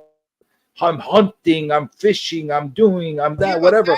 That's not really okay. That's not really bad. Okay, what we're looking at. But you get what I'm saying? Everything is you do it. You go up and catch a huge grouper, and all of a sudden you're a freaking toxic animal. No. Oh my God! Look at you! Look at this guy putting up Google. Listen, the point is, if someone's saying it's toxic masculinity because you enjoyed a good day of fishing, then you don't have to listen to them, because that's not what it's about. But I've noticed that stuff happening. You know what I'm saying? That's because people are ignorant. It's just almost every other person I know can't wait to call. You don't know what a narcissist is. You just hate this person. So, of course, now everything they do is narcissism. I was in reality, they're just a little bit fucked up too. I'll give you another example, chivalry. Okay, so I'm one of these old school kind of guys. I hold doors that will open up a fucking door for a woman, or go to the opposite side of the car and open up the car door and let her in the car before I go in, or hold the umbrella for her as we're walking through. and you have women saying that's fucking toxic, and like you're like, I can do it myself. Well, fuck you. Then go get wet. Like I don't understand. Like, why that's wrong. Chivalry, and common courtesy have gone out the door a long time ago. That's Isn't all it it like a comes down problem to. with that? Like, I find like I don't certain listen, like there's nothing wrong with chivalry and common courtesy. But if a person's uncomfortable, that's it. Be like, okay, I offered, and be done with it. You know? yeah, but yeah, I get it. Like, I understand somebody not liking that, but to make a whole issue out of it, like, Again, isn't that weird? Like CJ, so like, you know, it's like oh my god, Tate Pryor is trying to give us some levity with the Britney Spears Stockton song. But the thing is, like, CJ, it's not literally everyone, but I'm not saying it's everyone, but I see it a lot. No, you do see it a lot, but that's because we've got a toxic society now. We got all sorts of problems running through people. You know, the most basic thing any of us can do is just be respectful of another person's wishes. We don't have to even completely agree. Just be like, okay, that's good. And just try to move on with our day. You know, like me driving past every brand new Chick-fil-A everywhere I go. And I just gotta be like, all right, it's fine. And one of my Chick-fil-A's is owned by a gay dude. And I'm like, that's the only one I will give any attention to. But you distracted yourself then.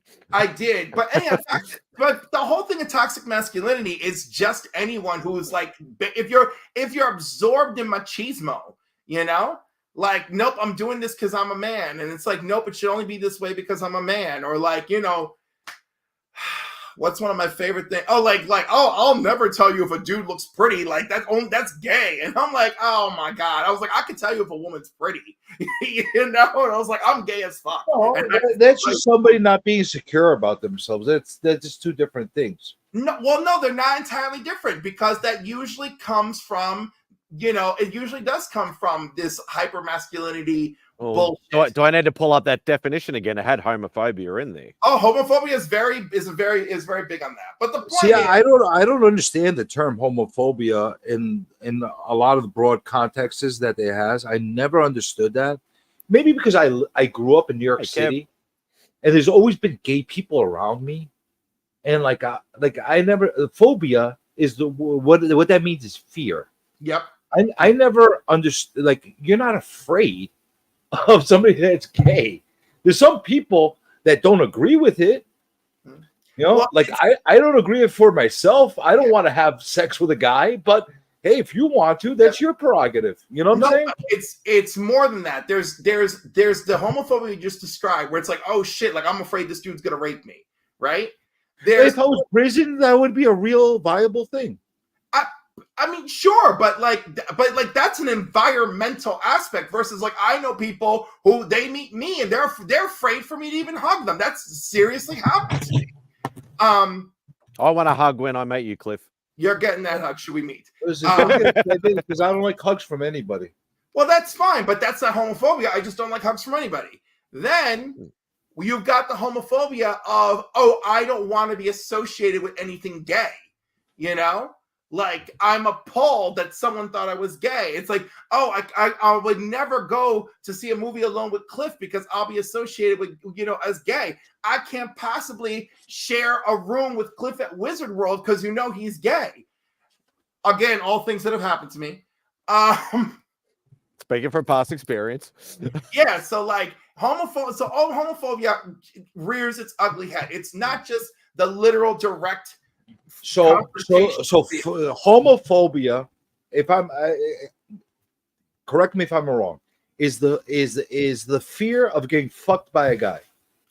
That's like the most literal version, right? Okay. But it also encompasses just the fear of being associated with gayness at all.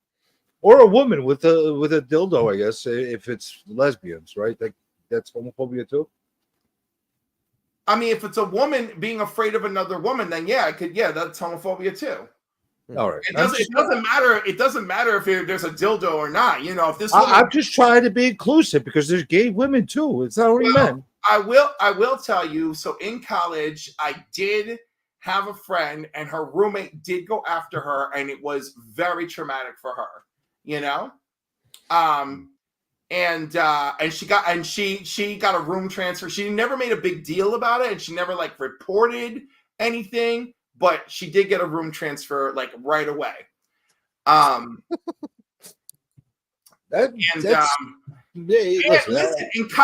college, I had a girl lock me in a room, and I'm kid you not, she locked me in a room and she tried to take advantage of me, you know. And I was like, oh my god, this is not happening. Like I really was having a disassociation. See, that never happened to me. That never happened to me. Yeah, because you're not Cliff. Yeah, but you know what? Like honestly, like CJ, it doesn't matter what it sounds like. You don't want it to happen to you, you know. And even though I at no point was like I afraid for my life, but it was like, oh my god, like this is insane, you know. And I never beat a door down so fast in my life. Listen, anytime you're put in an awkward situation, whether it's on a heterosexual or a homosexual basis, you don't want to be the recipient of that. You know, it's traumatic. It's invasive. There's a whole bunch of words you could use for that. You know, it's not a good situation. But like my I don't know what the thing is. Like I always live with the mentality, I don't care what fucking people do. You know what I'm saying? As long as you don't impose your lifestyle on me in any way, go fucking do whatever you want. That's always been my mentality.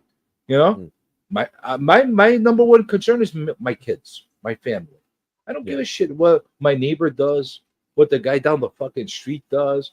You know, as long as if you run onto my fucking lawn and you swing your dick all over the place, that's a different story. You know what I'm saying? Like that, you know, and we get that in New York sometimes. Just respect everybody's boundaries, and you know, just get along like normal human beings, and then you're fine.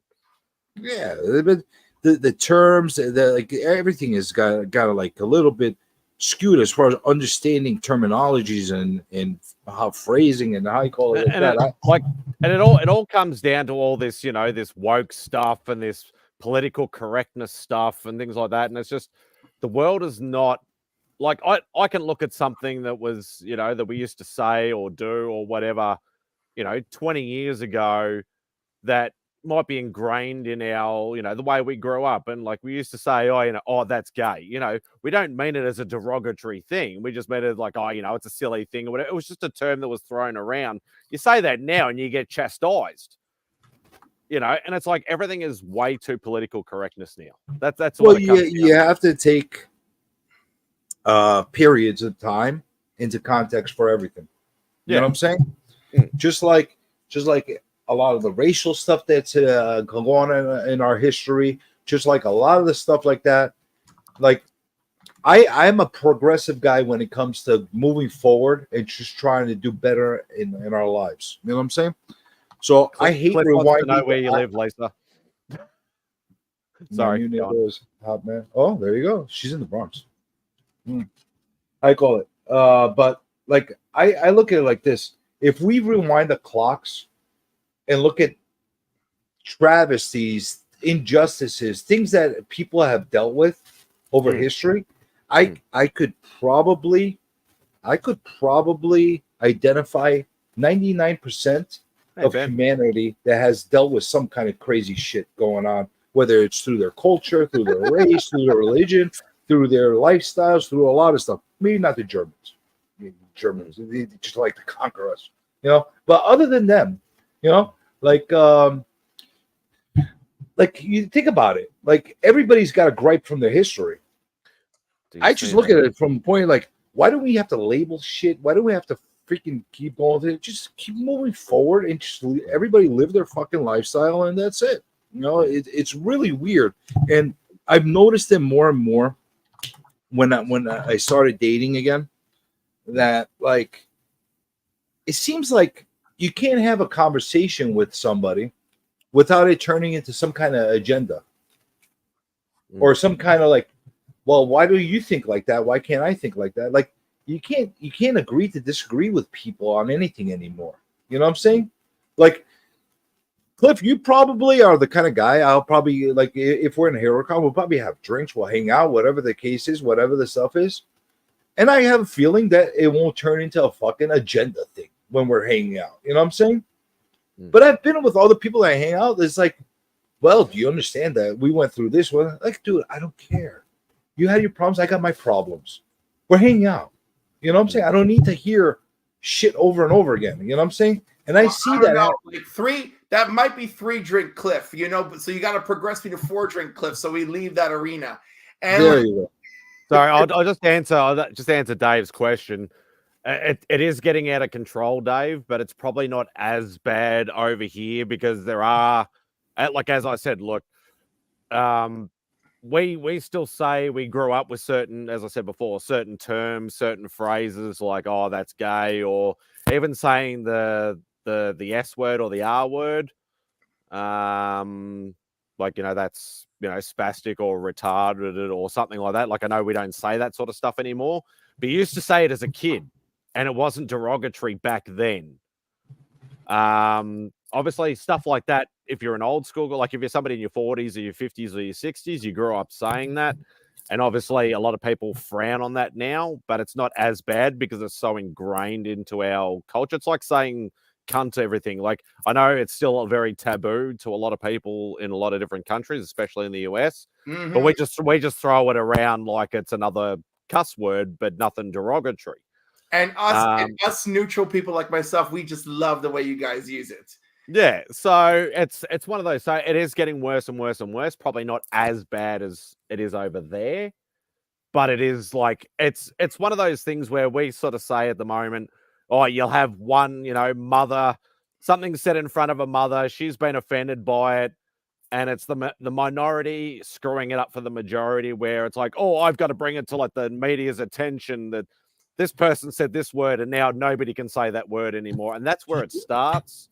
And that's why this world is fucked now. I grew up, like my childhood house was in Jackson Heights in New York.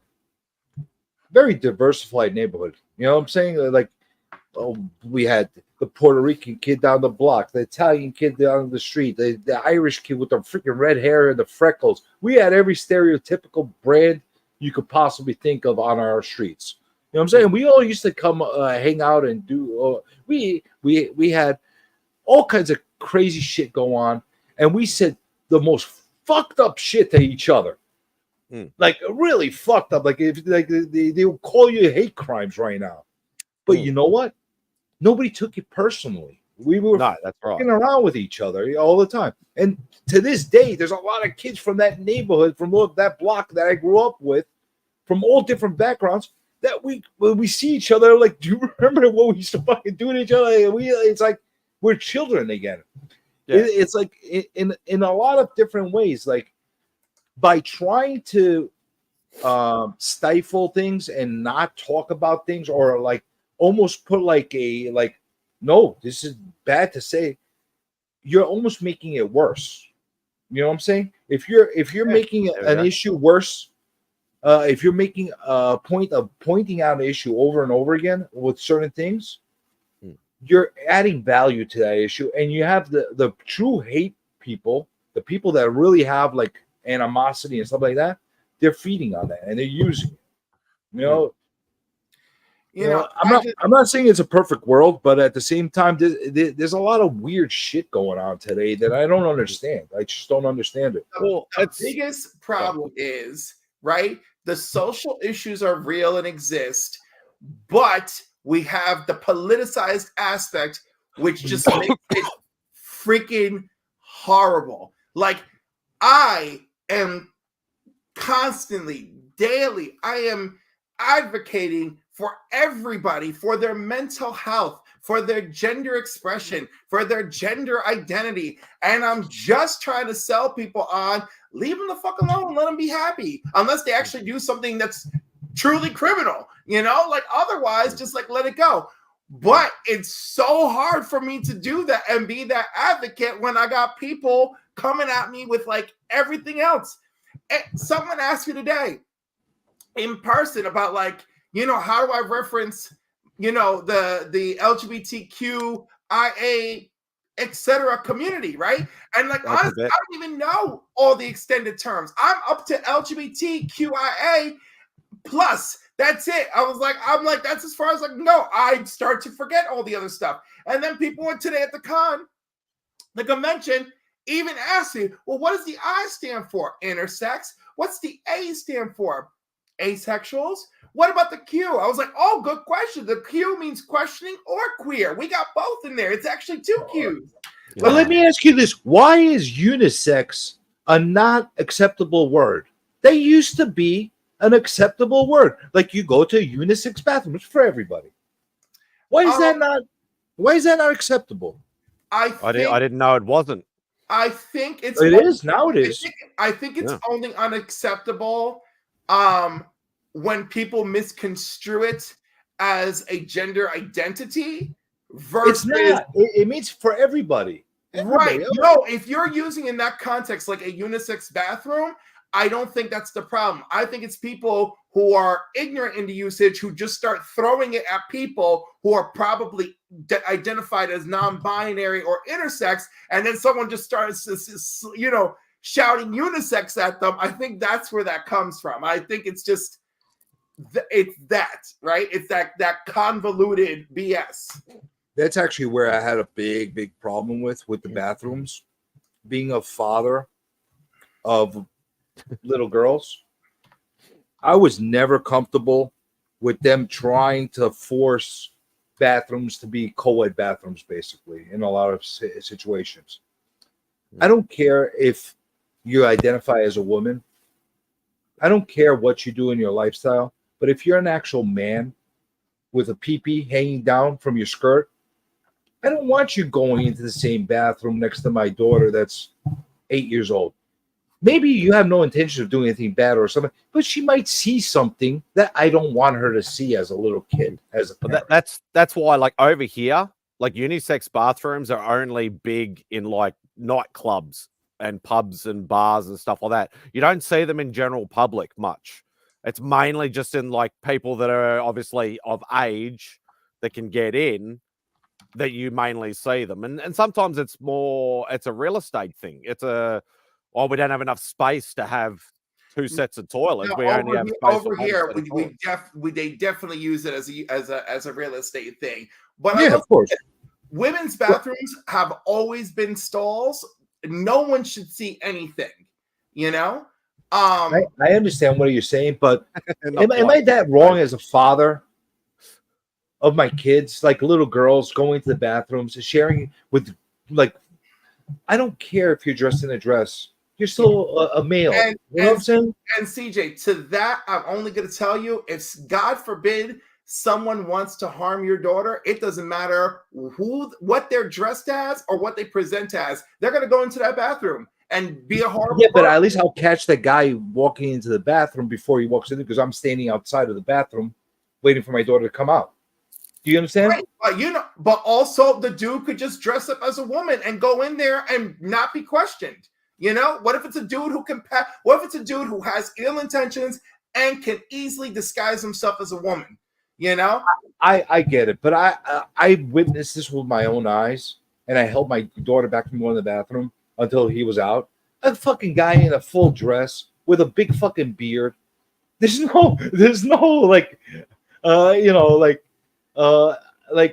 I'm fully like changing, and like it was like a full, like it's like me wearing a dress and walking into a woman's bathroom, and like regardless of what I identify with or not, I know you're a guy. You know what I'm saying?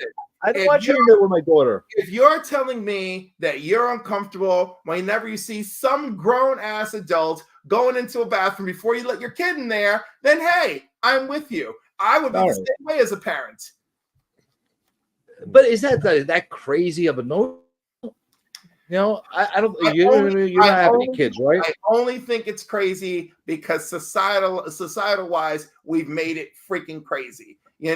But again, statistics, and maybe some people don't even care about statistics. I'm just saying the shit doesn't really happen.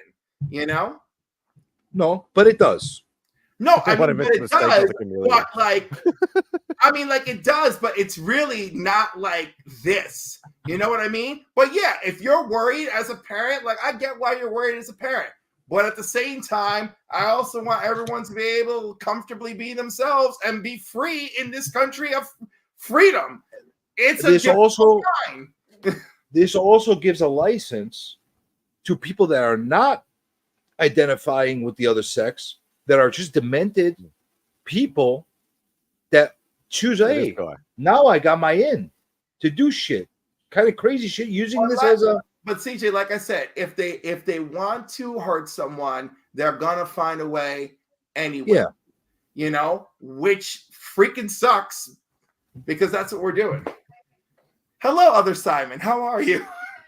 Yes. Well, that lasted 2 seconds.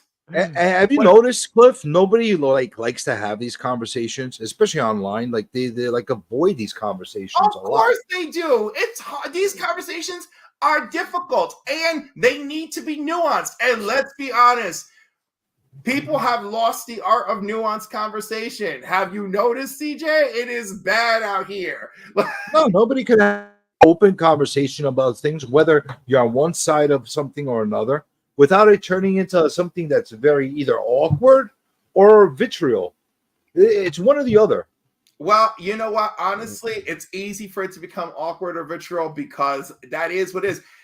All the shit. Listen, it could get awkward with me real quick because people will say the wrong thing. I had a friend in one of these morning online groups who I know well enough to know they weren't saying what they were saying to attack me, but I was trying to explain to them that they were using a language that was used to attack me as a homosexual most of my young life. And I had to have a real conversation with them, but I did not use it. I didn't use that moment to counter assault them, right? Because I know this person, I know their intentions, and I'm like, yo, that language isn't cool. There are reasons. Right? And not like, hey, it's like you're really a bad person for saying that to me. You know, I didn't do that. And I know how that is. Yeah. I mean, I say shit that people misinterpret all the time. Like, oh, look at this. What is he fucking saying? Whatever the case is. Maybe it's because of the way I talk. Maybe it's the way it comes out of my mouth. But if I ever see, like, I say something and I genuinely made a mistake of how I worded it or something I replayed in my head, I apologize to the person as far as like, listen, it didn't mean to come out that way. And whether they accept it or not, that's their prerogative. You know what I'm saying? That's how I look at it. But it doesn't, like, I don't ever avoid conversations like this or any other just for the fear of possibly upsetting somebody. It's because I generally like to have conversations with people and learn. I like to learn shit. I like to learn how people think. I like to learn about things that I don't understand. It helps clear things up for me in a certain way. You want to have worldly knowledge. Yeah, I mean, the day we stop having conversation and questions with everybody around us is the day we die as society. That's the way I look at it. And that brings it back to the breakup thing where we've become a texting society. Nobody picks up the phone and rings anybody anymore and says, hey, how you doing, mate? Blah, blah, blah, blah, blah. It's like, no, just text me. And it's like, it's so impersonal. Dude, we are antisocial breed right now. That's what we're turning into. Yeah. Which is fascinating because look at how many of us turn to YouTube for our social construct. You know, like.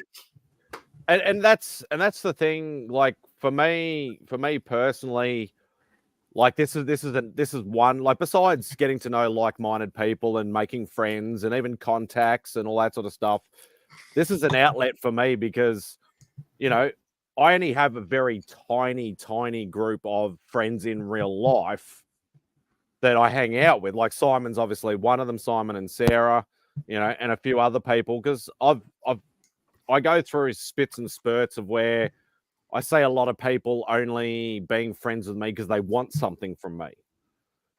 And well, that's going to be the majority of your friends and acquaintances. That's how it works usually.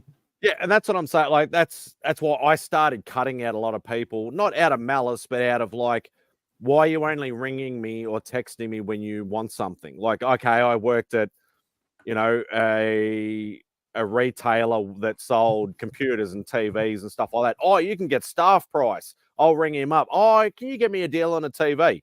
Where's the hello? How are you? How have you been? Haven't spoken to you for 5 years. That sort Fuck of you. stuff. Get me a TV. Yeah, like that sort of thing. So I ended up just saying, look, I've had enough of these toxic people, and that's where I'll use the word toxic, because they only want to talk to you when they want something. But whereas like this sort of forum, you know, I've been able to obviously express my opinions, my thoughts, my love for the comics and the pop culture and all that sort of stuff. And I've got to meet all these beautiful, beautiful people. Even CJ, like, you know, like he puts on his big persona that he's an asshole, but he's really a sweetheart. We all know it. He won't admit it, but we know it. I don't understand why people keep spreading rumors about me like you are. Yeah, I don't know. I'm like, I don't know who they're talking about. I'm just like, oh, really? I was like, oh, you must know this other CJ. But this, yeah, as I said, like this is my outlet to make, like, I've made a lot of great friends that have helped me, whether it be with words, with listening, you know, with, you know, even with like, you know, me saying, you know, like, I'd love that book. Oh, I can get you a copy of that if you want. 9 times out of 10, I say no, because I don't want to be seen as one of those toxic people that did it to me. But if they, you know, if something happens, that's fine. But yeah, this is the way I look at it, that I want to try, like, I've at the moment, I'm losing a lot of faith in YouTube, because I'm finding that it's not the people that I'm losing out on. I'm losing the motivation to do it. The live stream, for me, I'm going to keep doing as long as I can do it. The pre-recorded stuff, I'm losing a lot of passion for, unfortunately. Why do you think that is? I've been going through some shit at the moment. Like, I've had, like, not a lot of people know this, and I haven't said it publicly, but because I have 2 older half sisters. One of them actually passed away a week ago from prostate cancer. Oh, dude, I'm sorry to hear that. I didn't know that. That's not, yeah, as I said, like, that's not really, well, obviously it is public knowledge now. Obviously my dad's got cancer. So I knew something was going on with your dad. I didn't mention that, but yeah, I didn't know about your sister. I'm sorry to hear about that, man. Yeah, so it's so I've been going through a lot of shit, and I've been struggling to deal with stuff a lot lately. And I think that's part and parcel of why I've been struggling to do pre-recorded content. Yeah, but that's very understandable. It's very similar to this shit I'm dealing with right now. Yeah. So, like, in a lot of like the basic history is everybody went through hell during the COVID lockdown.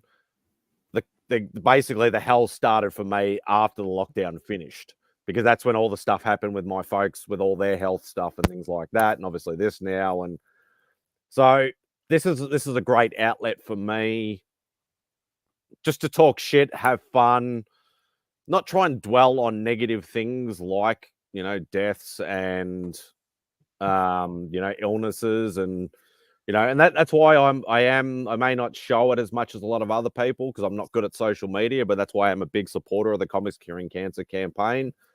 And it may be only me personally just being on as many live streams during the events that I can be. I can't necessarily donate a lot of money because that's not in me, but I will always be a big supporter of it. I'll be a big supporter of Mark, DJ, and Rob doing this.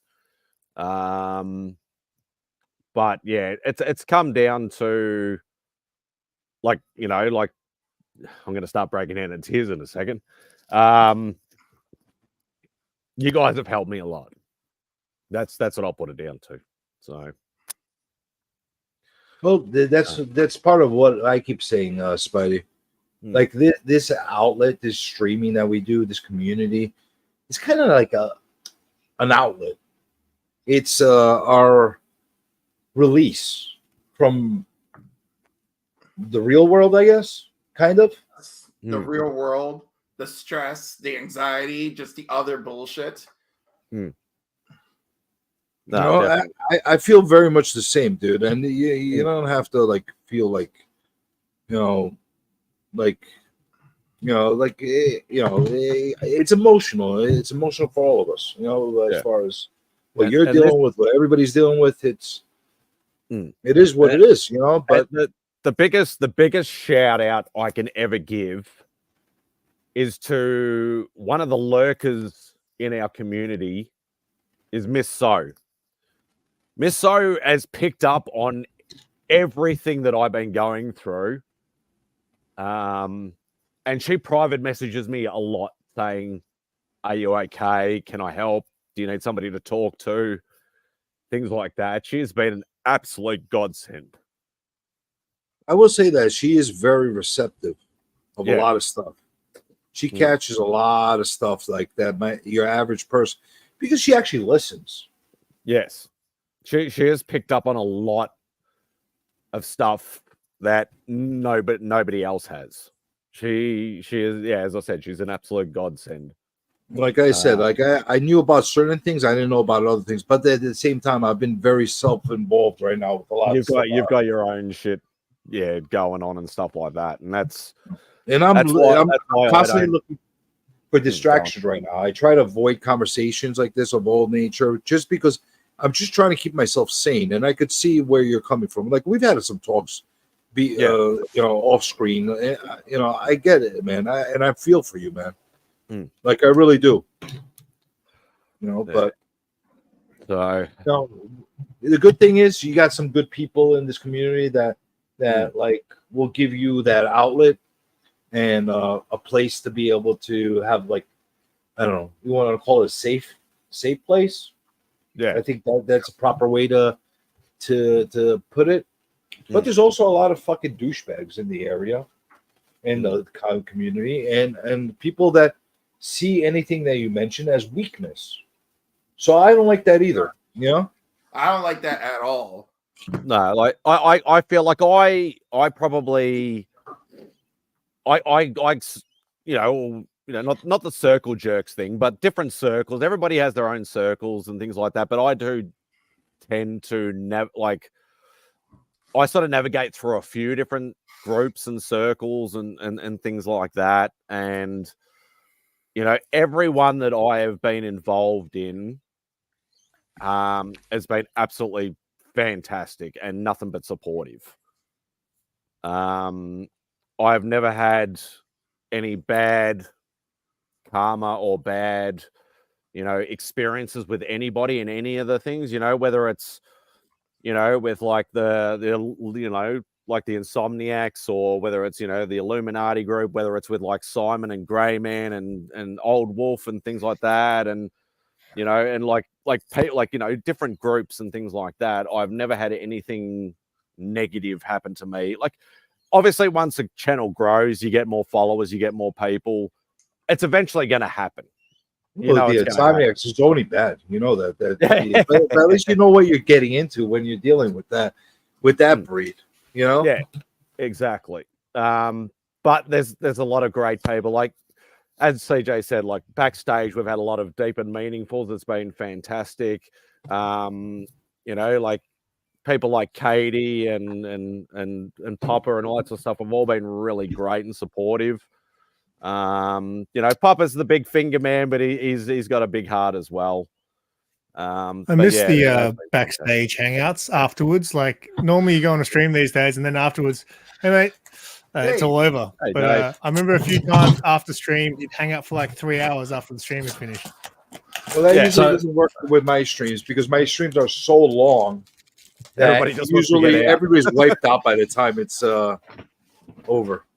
Yeah, CJ, your stream's perfect for me because they happen in the middle of the days. But I'm dying to jump on at one point when you're doing them again. I'll try to get them going again sooner or later. How you been? No stress, man. I still remember Dave's first live stream experience was also his first CJ experience.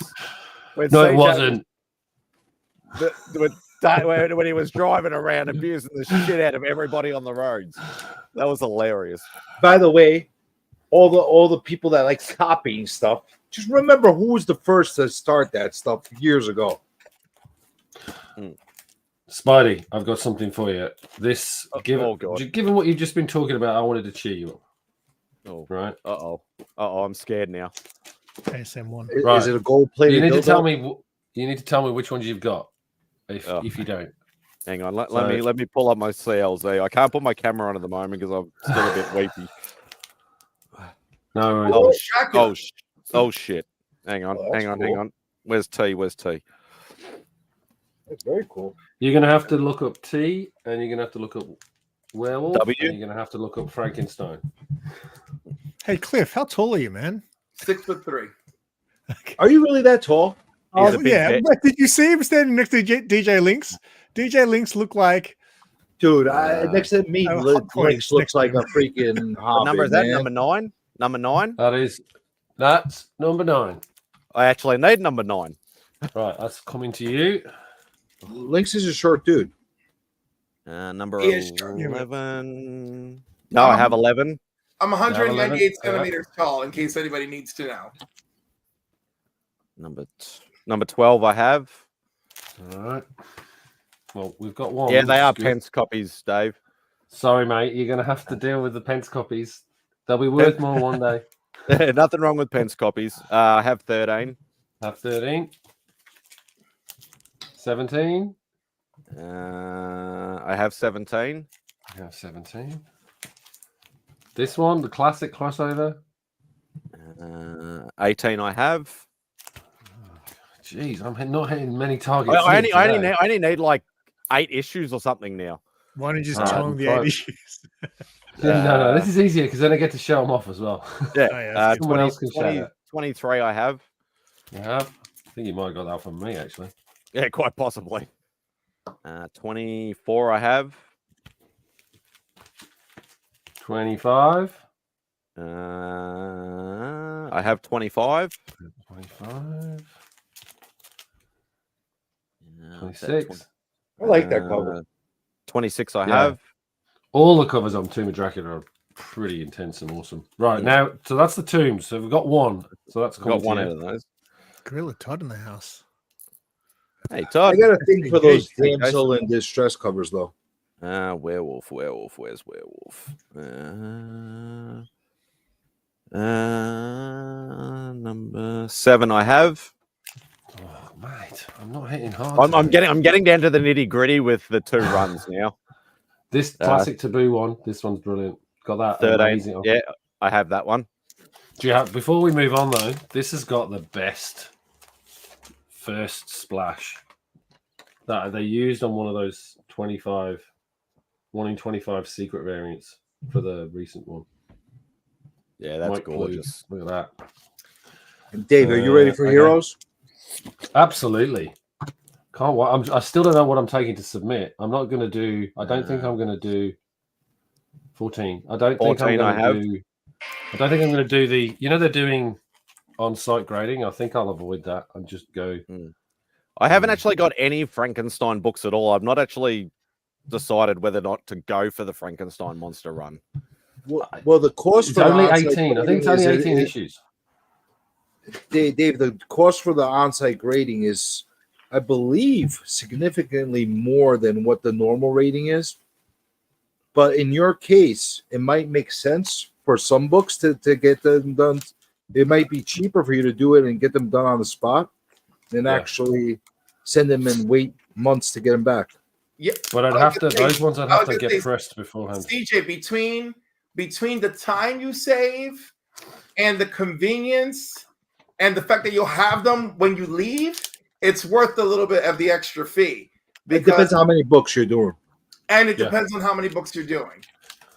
The other issue is I fly out midday on the Sunday, So traditionally they're you don't know when you get them on the Sunday because I think they stop submissions when they reach the capacity, and that's normally happens around Saturday. And it's a bit of a crapshoot of whether you get your books in that time before you have to leave. And that's right about that. Point. I was gonna say you better just formulate your game plan and put that shit in Friday morning. That is what I would do in your case. You submit a lot of stuff. What I would do in your case, I would grab a hold of Matt. He would probably be there and say, "Here's the scenario. I'm going back to Australia. I need to to submit these books, I need to guarantee that I'm going to have them before I get on that plane. Yeah. Can you get I've got that done? more. I've got some more for you. Oh, you do like cat? I do not have any cat books either. I want to get that first, that number one book. I've always wanted that, but I do like Daredevil villains too. I can see the owl on that. All right, yeah. So that one, I'll throw that one in for you. But I wouldn't chance it if I were you. If they don't give you any kind of guarantee, or if you don't get somebody that's got some kind of pull over there to make it happen. I do like Man Thing. I do have some Man Thing books. Where's the Man Thing? Is that volume 1 or volume 2? I can never remember. Volume. I think that's volume 1 because it's the Whoever Knows Fear is the second series. This is the first series. Yes, I do have that. I don't know how many issues are in the 2 volumes though. You know how hard it is for me to not make any Man Thing jokes with Cliff on the panel with me right now. It's so difficult, especially a giant size Man Thing. Oh no! Come on, you're making it too easy for me now. Am I making things too easy? Oh no! This is not working because I'm not on the main screen. Hang on. I'm like, you started talking about Man Thing, and I just started thinking about David's honeymoon. So I was like, oh. Here we go. That's better. I can see you all now. There, right. Bloodstone. Marvel Presents number 2, not the first one, but the second one. Have I got any Marvel Presents? Pretty sure I would. That's Marvel. Do you remember how of a nothing book that used to be once upon a time? Yep. I've only got 2. I've only got the 2 Guardians issues, or 2 Guardians issues, number 3 and number 12 is the only Marvel Presents ones I have. I used to have them all because they were like the cheapest books to get, and I enjoyed them. Books for days. Oh, you're bringing out all the cool bloody horror stuff. Yeah. Now that's what I thought. I want to cheer you up. I want to send you something nice. So, like, you got a couple of books now. What do you have that one? Do you want that? I only have 32 in Creatures on the Loose. That's the only number I have.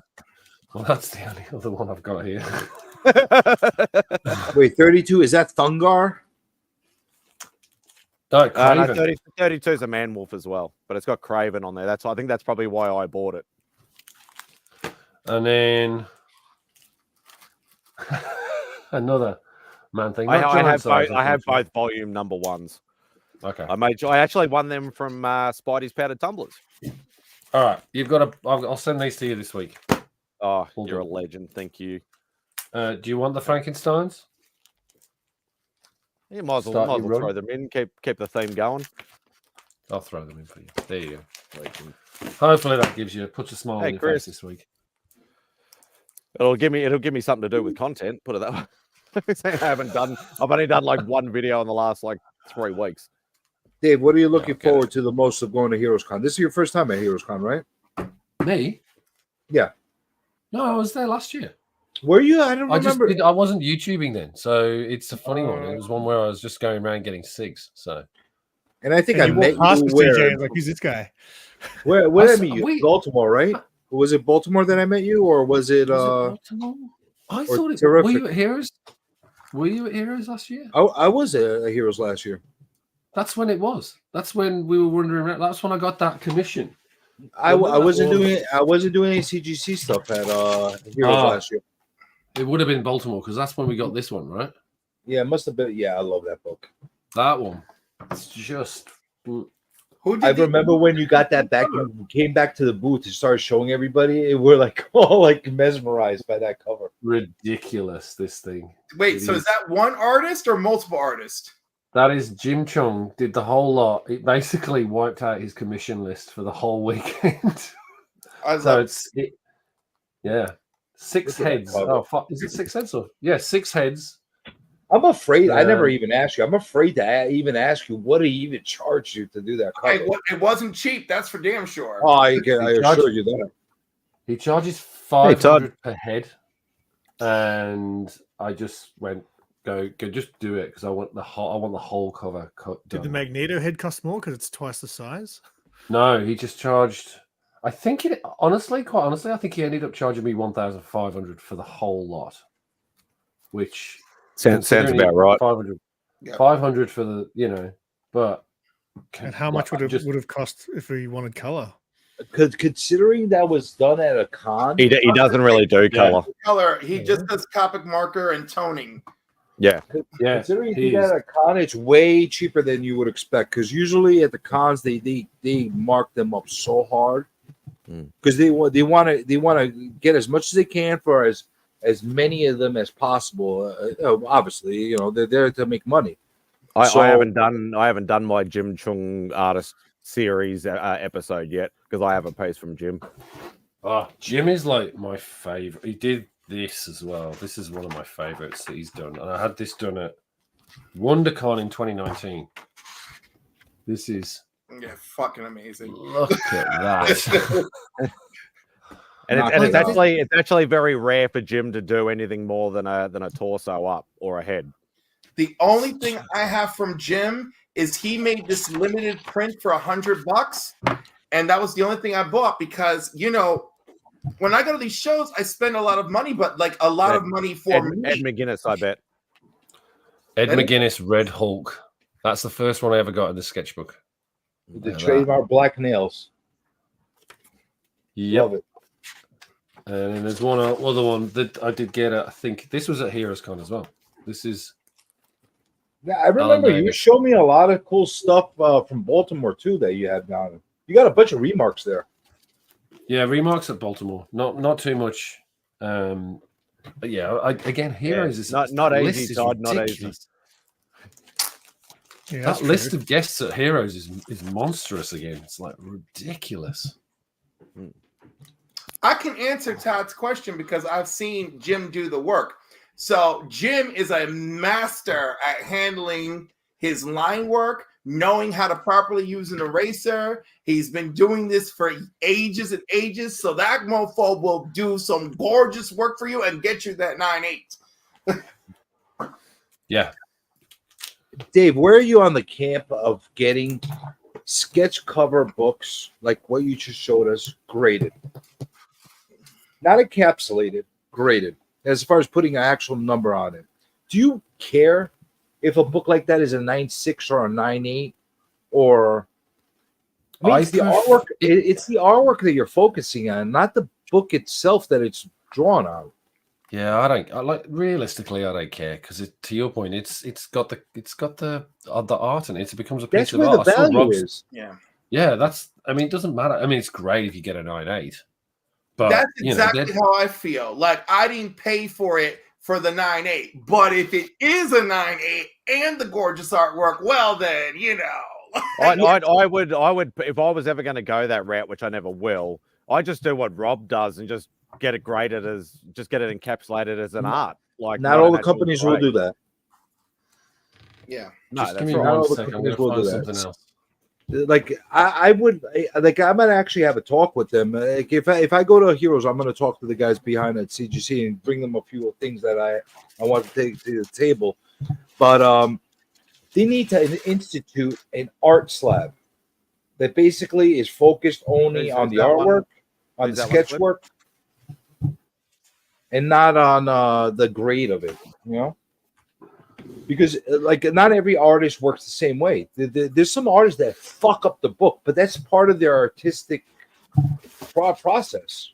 Yeah, you know what I'm saying? They're very heavy-handed. They're like denting the book with the markers and the paint and they're jabbing into it.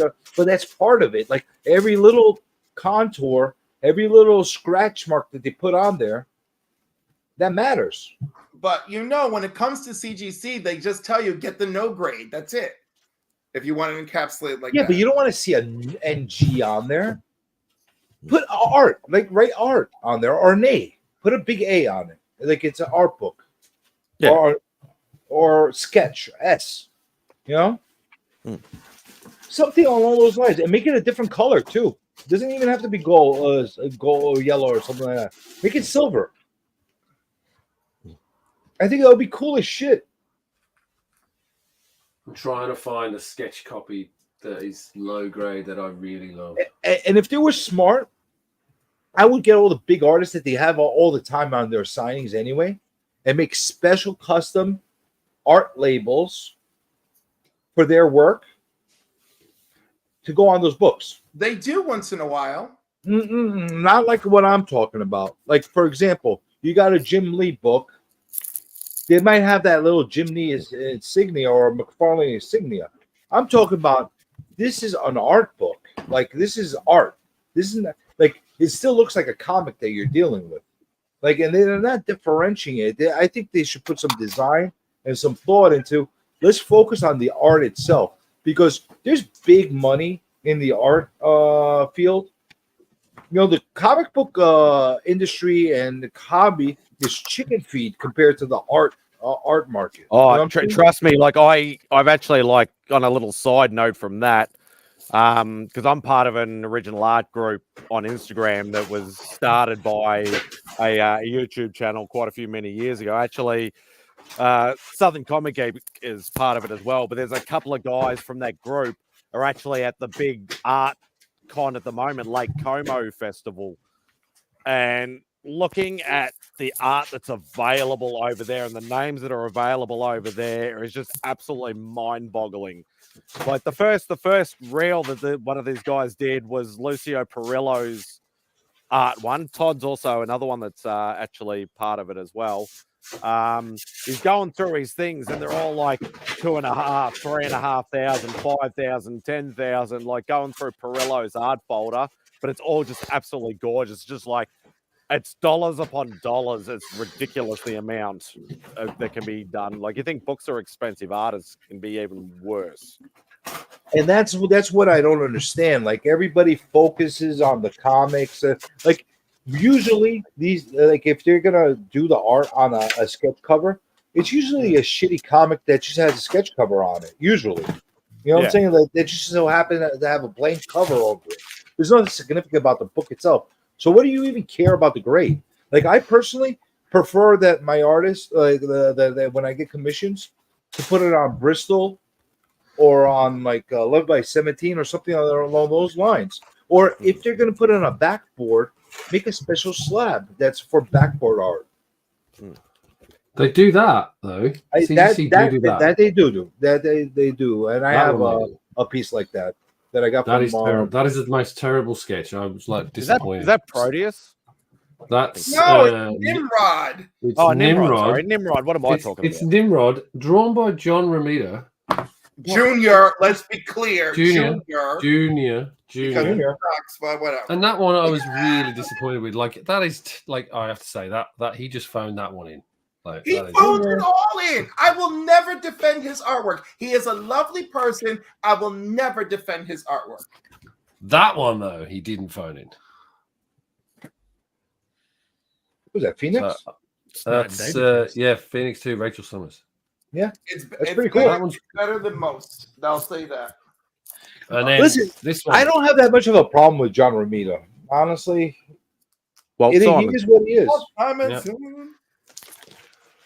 But to your point, 9.6, I don't care. Ed McGuinness, I'll take it. I'm fine. But how much nicer would it be if they put something that specializes just for artwork like that? Yeah. It's like art and change the color and actually give it like a gallery kind of look to it. And if it was labeled as art, then you wouldn't be focused on the grade as much. You'd just be like, that's a slabbed art piece.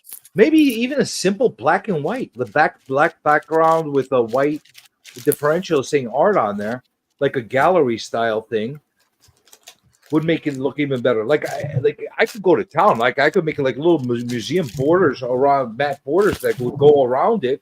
And when it fits into the slab, it looks like it has a museum slab around it. It'll look beautiful. But do you know what would be nice? They should do. So take the yellow label. Maybe you have the yellow line across the top, which signifies it's art, to your point. Have art here with maybe still keep the grade, but then turn the back of the slab to black. Yeah, so like what I was talking about, like a matte border, and it would look even cooler, especially if that border extends a little bit past the comic itself, where you're looking at it almost like it's framed in that black border. It will look really, really cool. I think there's something to that. I think somewhere down the line, they might take that into consideration, especially if the art market starts building up a little bit more. I like the poly option of what you just showed with those Bristol board pieces, and it's actually cheaper to do it that way. It's only $30, I think,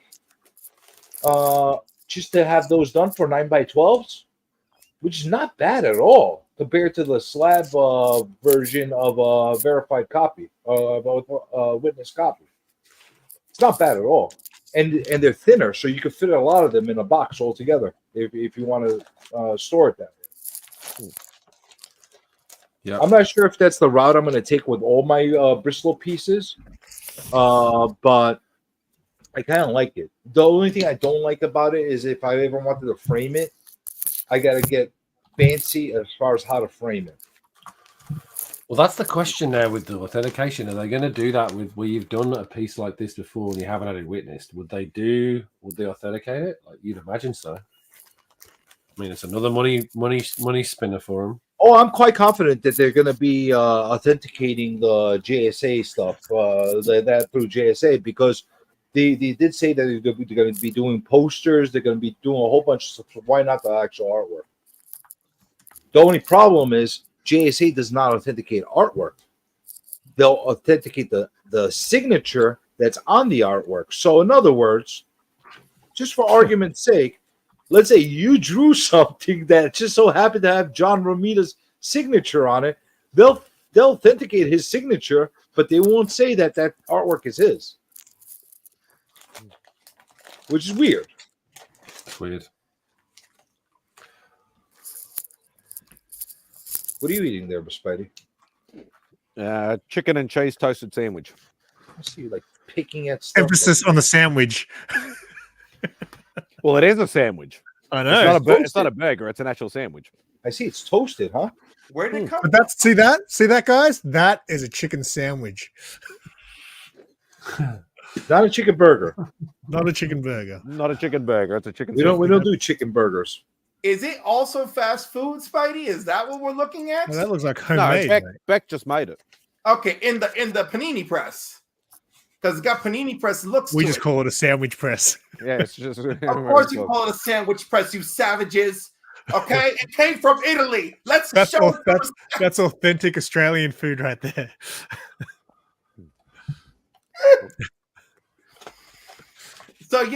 So you did twofold, didn't you? Romita Jr.'s artwork got finishes and retouches and everything back in the day. And I first became privy to this many years ago. I was at Albany Comic-Con. I'm talking to Paul Abrams. He's a neighbor to me now. He only lives about 23 minutes up the road, right? One of my friends even took art classes at his house. And he had pages from X-Men that he had finished, that were JR's work. And I was just like, oh, this explains so much. Well, you know who saved a lot of his work? Hannah. Yeah, of course. There was a bunch of people. Scott Hannah saved. He's done a lot of saving for a lot of artists over the years. Yes, he has. Listen, that man, look, Romita Jr., I'm sorry, but he's very lucky. The grace of God, his father's talent, and then all these Marvel house artists to come in and save the day. And I'll disagree. I'll disagree. Yes, he's lucky that he has the name recognition, but he's not a scrub. He has some talent. You might not like it. It might not be your style. It might not be my style, but there is a certain appeal to what he does. Otherwise, they would not keep paying him. Listen, dude, have you seen some of those recent covers he's put out there? Absolutely. And I think some of them are the weirdest shit, but I also think some of them are, he's experimenting with stuff. The same way, like, everybody got on fucking Frank Miller, like, really hard with that Wolverine cover that he had done last year. Did you see the Scrooge McDuck one he's putting out? I have not. Dude, it's wild as shit.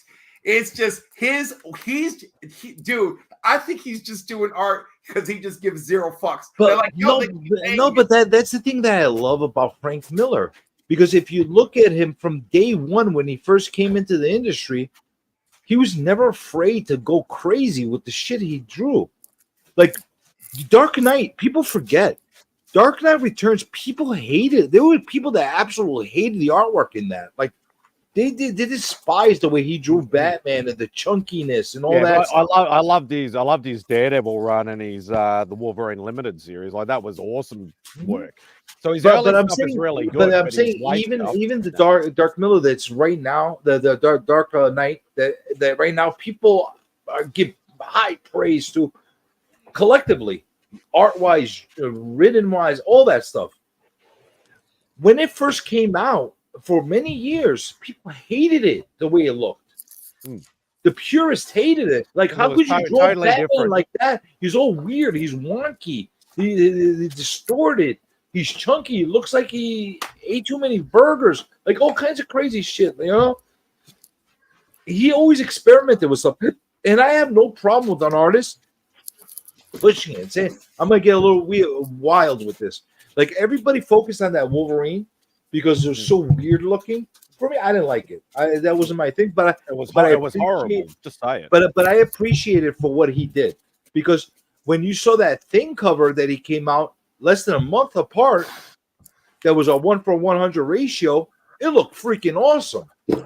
But people don't focus on that Thing cover he did within the same time.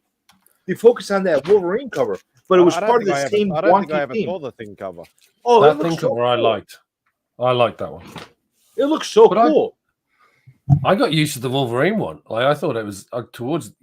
You just have to adapt. It's like look at Bill Sienkiewicz's art when he first started doing New Mutants and Moon Knight. Everyone was like, "Ooh, I'm not sure about this." And now look at it; it's highly regarded. All right, when Sam Keith started drawing all that Max stuff and the Wolverine stuff, I was part of the camp that I hated it. I didn't like making gorilla-looking people for everybody, men, women, making them all look like gorillas. I didn't like that, like the over-hunching humpbacks and all that stuff. But over time, as I started to understand a little bit more and I started to look at what work he did into it, I started to appreciate it a little bit more. I love how y'all have brought up everyone whose artwork I just don't care for. And although there are exceptions, I know the exceptions exist because I know the art team. So I'm just like, of course I like Frank Miller's freaking Daredevil run. I was like, there was an amazing art team there to support him. I don't know what it would have looked like if things were different. Well, Klaus Janson, I think, was doing the inks on that. Yeah, Klaus is amazing to this day. Dude, I just saw a recent commission that one of my friends received from Klaus. It's freaking dynamite, you know? So, like, you know, some of these people, they were in the right place at the right time with the right team, you know? And that's another thing, too. Like, there's like an early, like the first quarter of The Dark Knight Returns, like visually I like more than the rest of the book. It's kind of like as it went on, it like became less stable. See, for me, I appreciate guys or artists, the women that are experimental. They're willing to take a chance and do something a little wonky, a little bit different. There's artists out there that are very lacking from a talent perspective and understanding from an artistical point of view of like perspective, dimension, stuff like that. You could tell those problems that people are having. Liefeld is a perfect example. Exactly. He does not have a good understanding of perspective and angles of lighting of the way it's supposed to be. Feed, you know what I'm saying? Mm-hmm. But what did he do to get past his weaknesses? He went all bonkers. He gave you more pouches. He put pouches on. He put wild hair on. He put wild like facial expressions on there that basically made up the difference for the fan base as far as his artistic limitations to be able to get a fan pool for it. It's not my favorite art, but I appreciate the fact that he was willing to push the envelope with his own artistic, flair. Eyes and move it in a different direction. That's the thing. A lot of people they're quick to say, "Oh, this stuff sucks ass. It's terrible. I hate it." You know what I'm saying? Yeah, we all got our perspectives of what we like and hate, but you can't shit on a person that's willing to put themselves out there and try the very best as far as doing something a little different, a little wonky, a little bit outrageous. I You know, suppose another one like that is like Jay Lee. Like Jay Lee had a very traditional style when he first started, and then he did his own style, and then now a lot of people either love it or hate it. I fell in love with his Namor run when he started going with that look. I was like, look at this freaking dude. He did some Ghost Rider too. I was like, look at this freaking dude. This guy's wild. The Ghost Rider, the Namor and the Inhumans, I thought looked really nice. He got wild with it. He was not holding back. I like that. He went back to traditional. That's the wild thing. He got rid of that and is back to traditional now. Oh, okay. Which I don't understand, but so I prefer his traditional art. Like I know I have a piece from Jay Lee, and obviously there is a story behind that as well. And it's a bit muddled when I actually show the piece, but yeah, I don't know. I just saw it as an opportunity to get a piece from an up and coming guy that a lot of people are loving, and that's why I took advantage of it. Did I regret it? No. Do I love the piece? I'm 50-50. I look at it like this: love it or hate it with his that specific art style. It was an identifier. You saw one of his pieces like that. Yeah, you're like it's Jay Lee. Yeah. Look, that's Jay Lee. Love it or hate it, you knew. Like I love signature artists. They have a recognizable look to them that you could tell from a mile away. That's the look. You know, that's what we want to see. There's not enough people like that try to take chances. Just look at all the digital art right now, and the fact that even a lot of the traditional art is being digitally remastered and colored. It's getting washed out. It's getting generic. You know, it feels like you're seeing the same art happening from the same artists because of the effect. Greg Land. I cannot stand that guy's really. He's another polarizing guy. Jeez, it's the worst. It's like, it's funny. One of the books I picked up today is a Greg Land variant that I actually like, and I'm like, oh my god, I never thought this was going to happen. It's Symbiote Spider-Man featuring Monica Rambeau on the cover. And I got it out of a dollar bin. I was like, this was pretty, but I'm with you. 90 times out of 100, I'm like, oh no. Well, the big question is, did he use a penthouse model for that cover?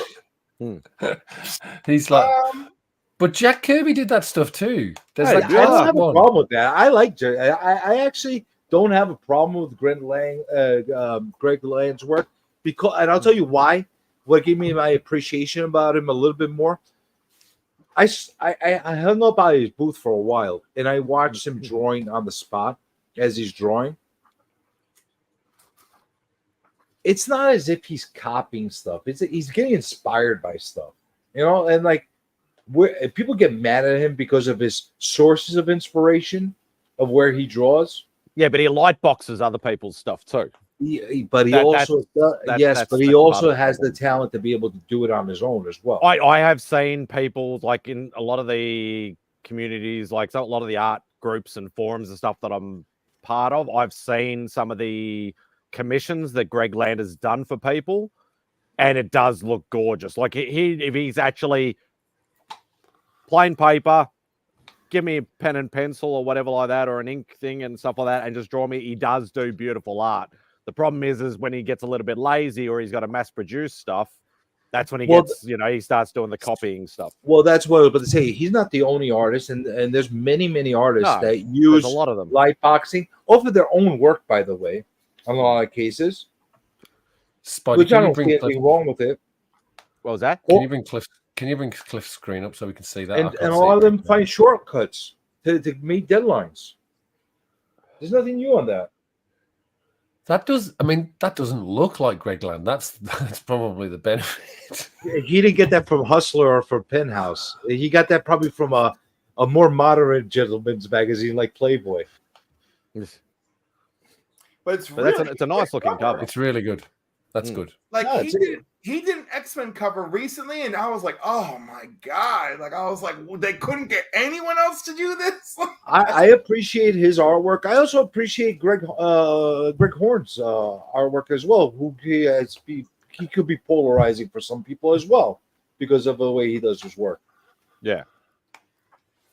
But now with the digital age that people are like redoing stuff, like how could you tell if it's lightboxed or not anymore? Yeah. You know how many people are probably doing overlays and doing digital tracing through stuff? That's what Matina does. Mm-hmm. Who does normal stuff on Bristol still? Like who's still doing the mainly old school artists? Like I know, like David Yarden still does. He does some traditional, some digital. Yeah. But even if he does it digital, it's still all him though. Because if you see Dave at a con, he will quite often have a lot of his covers in the folders there that you can actually look through and things like that. So, but there are like a lot of the old school guys. Like I know another good mate of mine, Brad Walker. He also does everything traditional, like pages, covers. He does more interiors than he does covers nowadays. But he does things. But a lot of the old school guys are pretty much still just pen and paper.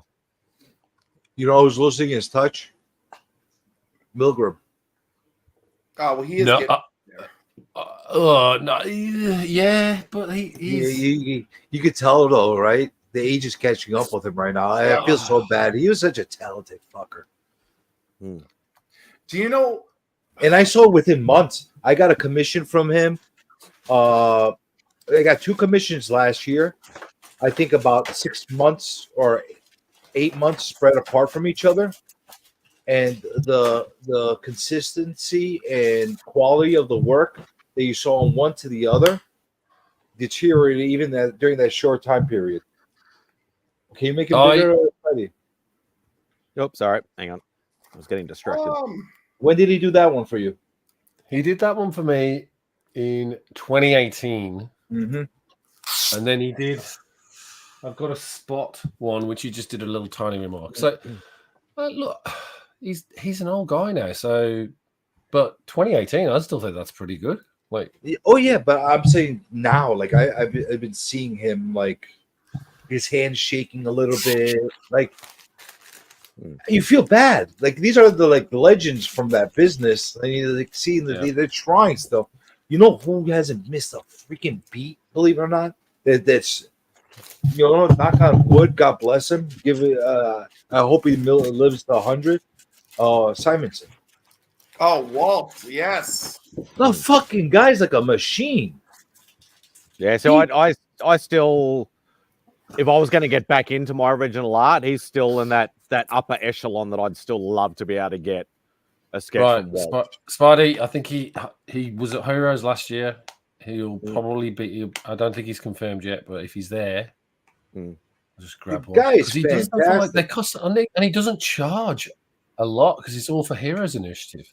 No, and he doesn't quick. He won't give you any detailed work. Don't get me wrong. He's not doing any detailed work, but the quick line art that he's putting together for people is unparalleled. How quickly he works, and when he's not talking, when he actually draws, and how consistent it is for his age. The guy's like 78 years old right now.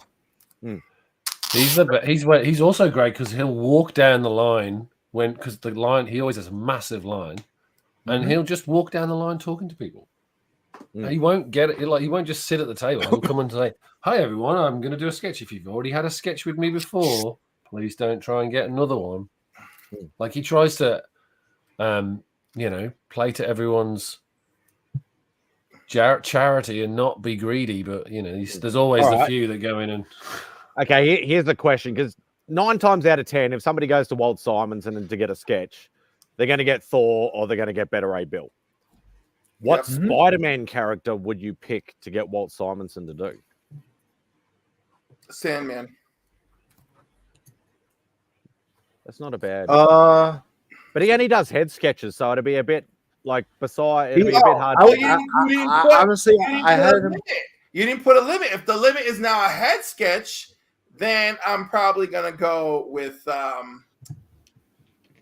shit. But if he's got a big line, he'll probably only do head sketches. Green Goblin. That's Green all he Goblin. does. That's all he does at the lines, head sketches. Unless he like just puts a little shoulder in there or something like that. But Yeah, like a torso piece or something.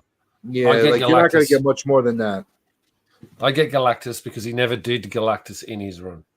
I'll tell you something from the stuff I saw him drawing. Like I had him do like, that'd be because I didn't fun. have any other piece. I had him do a sketch card for me Classic of Electro. Thor because I needed him to do Thor for me because he's Thor for me. Like as far as like how he draws. But if I had to get another one, which I'd like to at one point, I'd have him draw some kind of female for me because it's very underrated how well he draws the female. You get Lady like Sif. Enchantress? Get Lady Sif, yeah, or Enchantress, or Hela, or Yeah, I would choose one of the females that you desire the best, like as far as for him to draw. But I would go for the female because one, I'll tell you, out of like 100 pieces that I see him do at a con or whatever the case is, maybe like 2 or 3 of them are only females. So it's something a little bit different, a little bit more unique that you're getting from him in that way. Yeah, I remember you showing that, Bobby. That's awesome. There you got things smoking a cigar. He's was excellent. awesome. Yeah. Before we go into before we keep going, I do have to end it because I wanted to like go to about 1 o'clock and now it's 1:35. I actually have somewhere to be in like 20. He's got Pokemon to catch. Just exactly. So end it. I've got an event in 25 minutes. So Go end it. All right. Over. Shush. Thank you to everybody who's been on the panel. Thank you to everybody who's been in the chat. And thank you to everybody for upsetting me earlier, you bastards. But I did that on my own problem. That's only because we got deep and meaningful. How dare we take it there? Yeah, exactly. So I will. What will I end it with? Let's end it with this one here. Thank you, everybody. Take care. Be safe. You know what the difference is between you and me?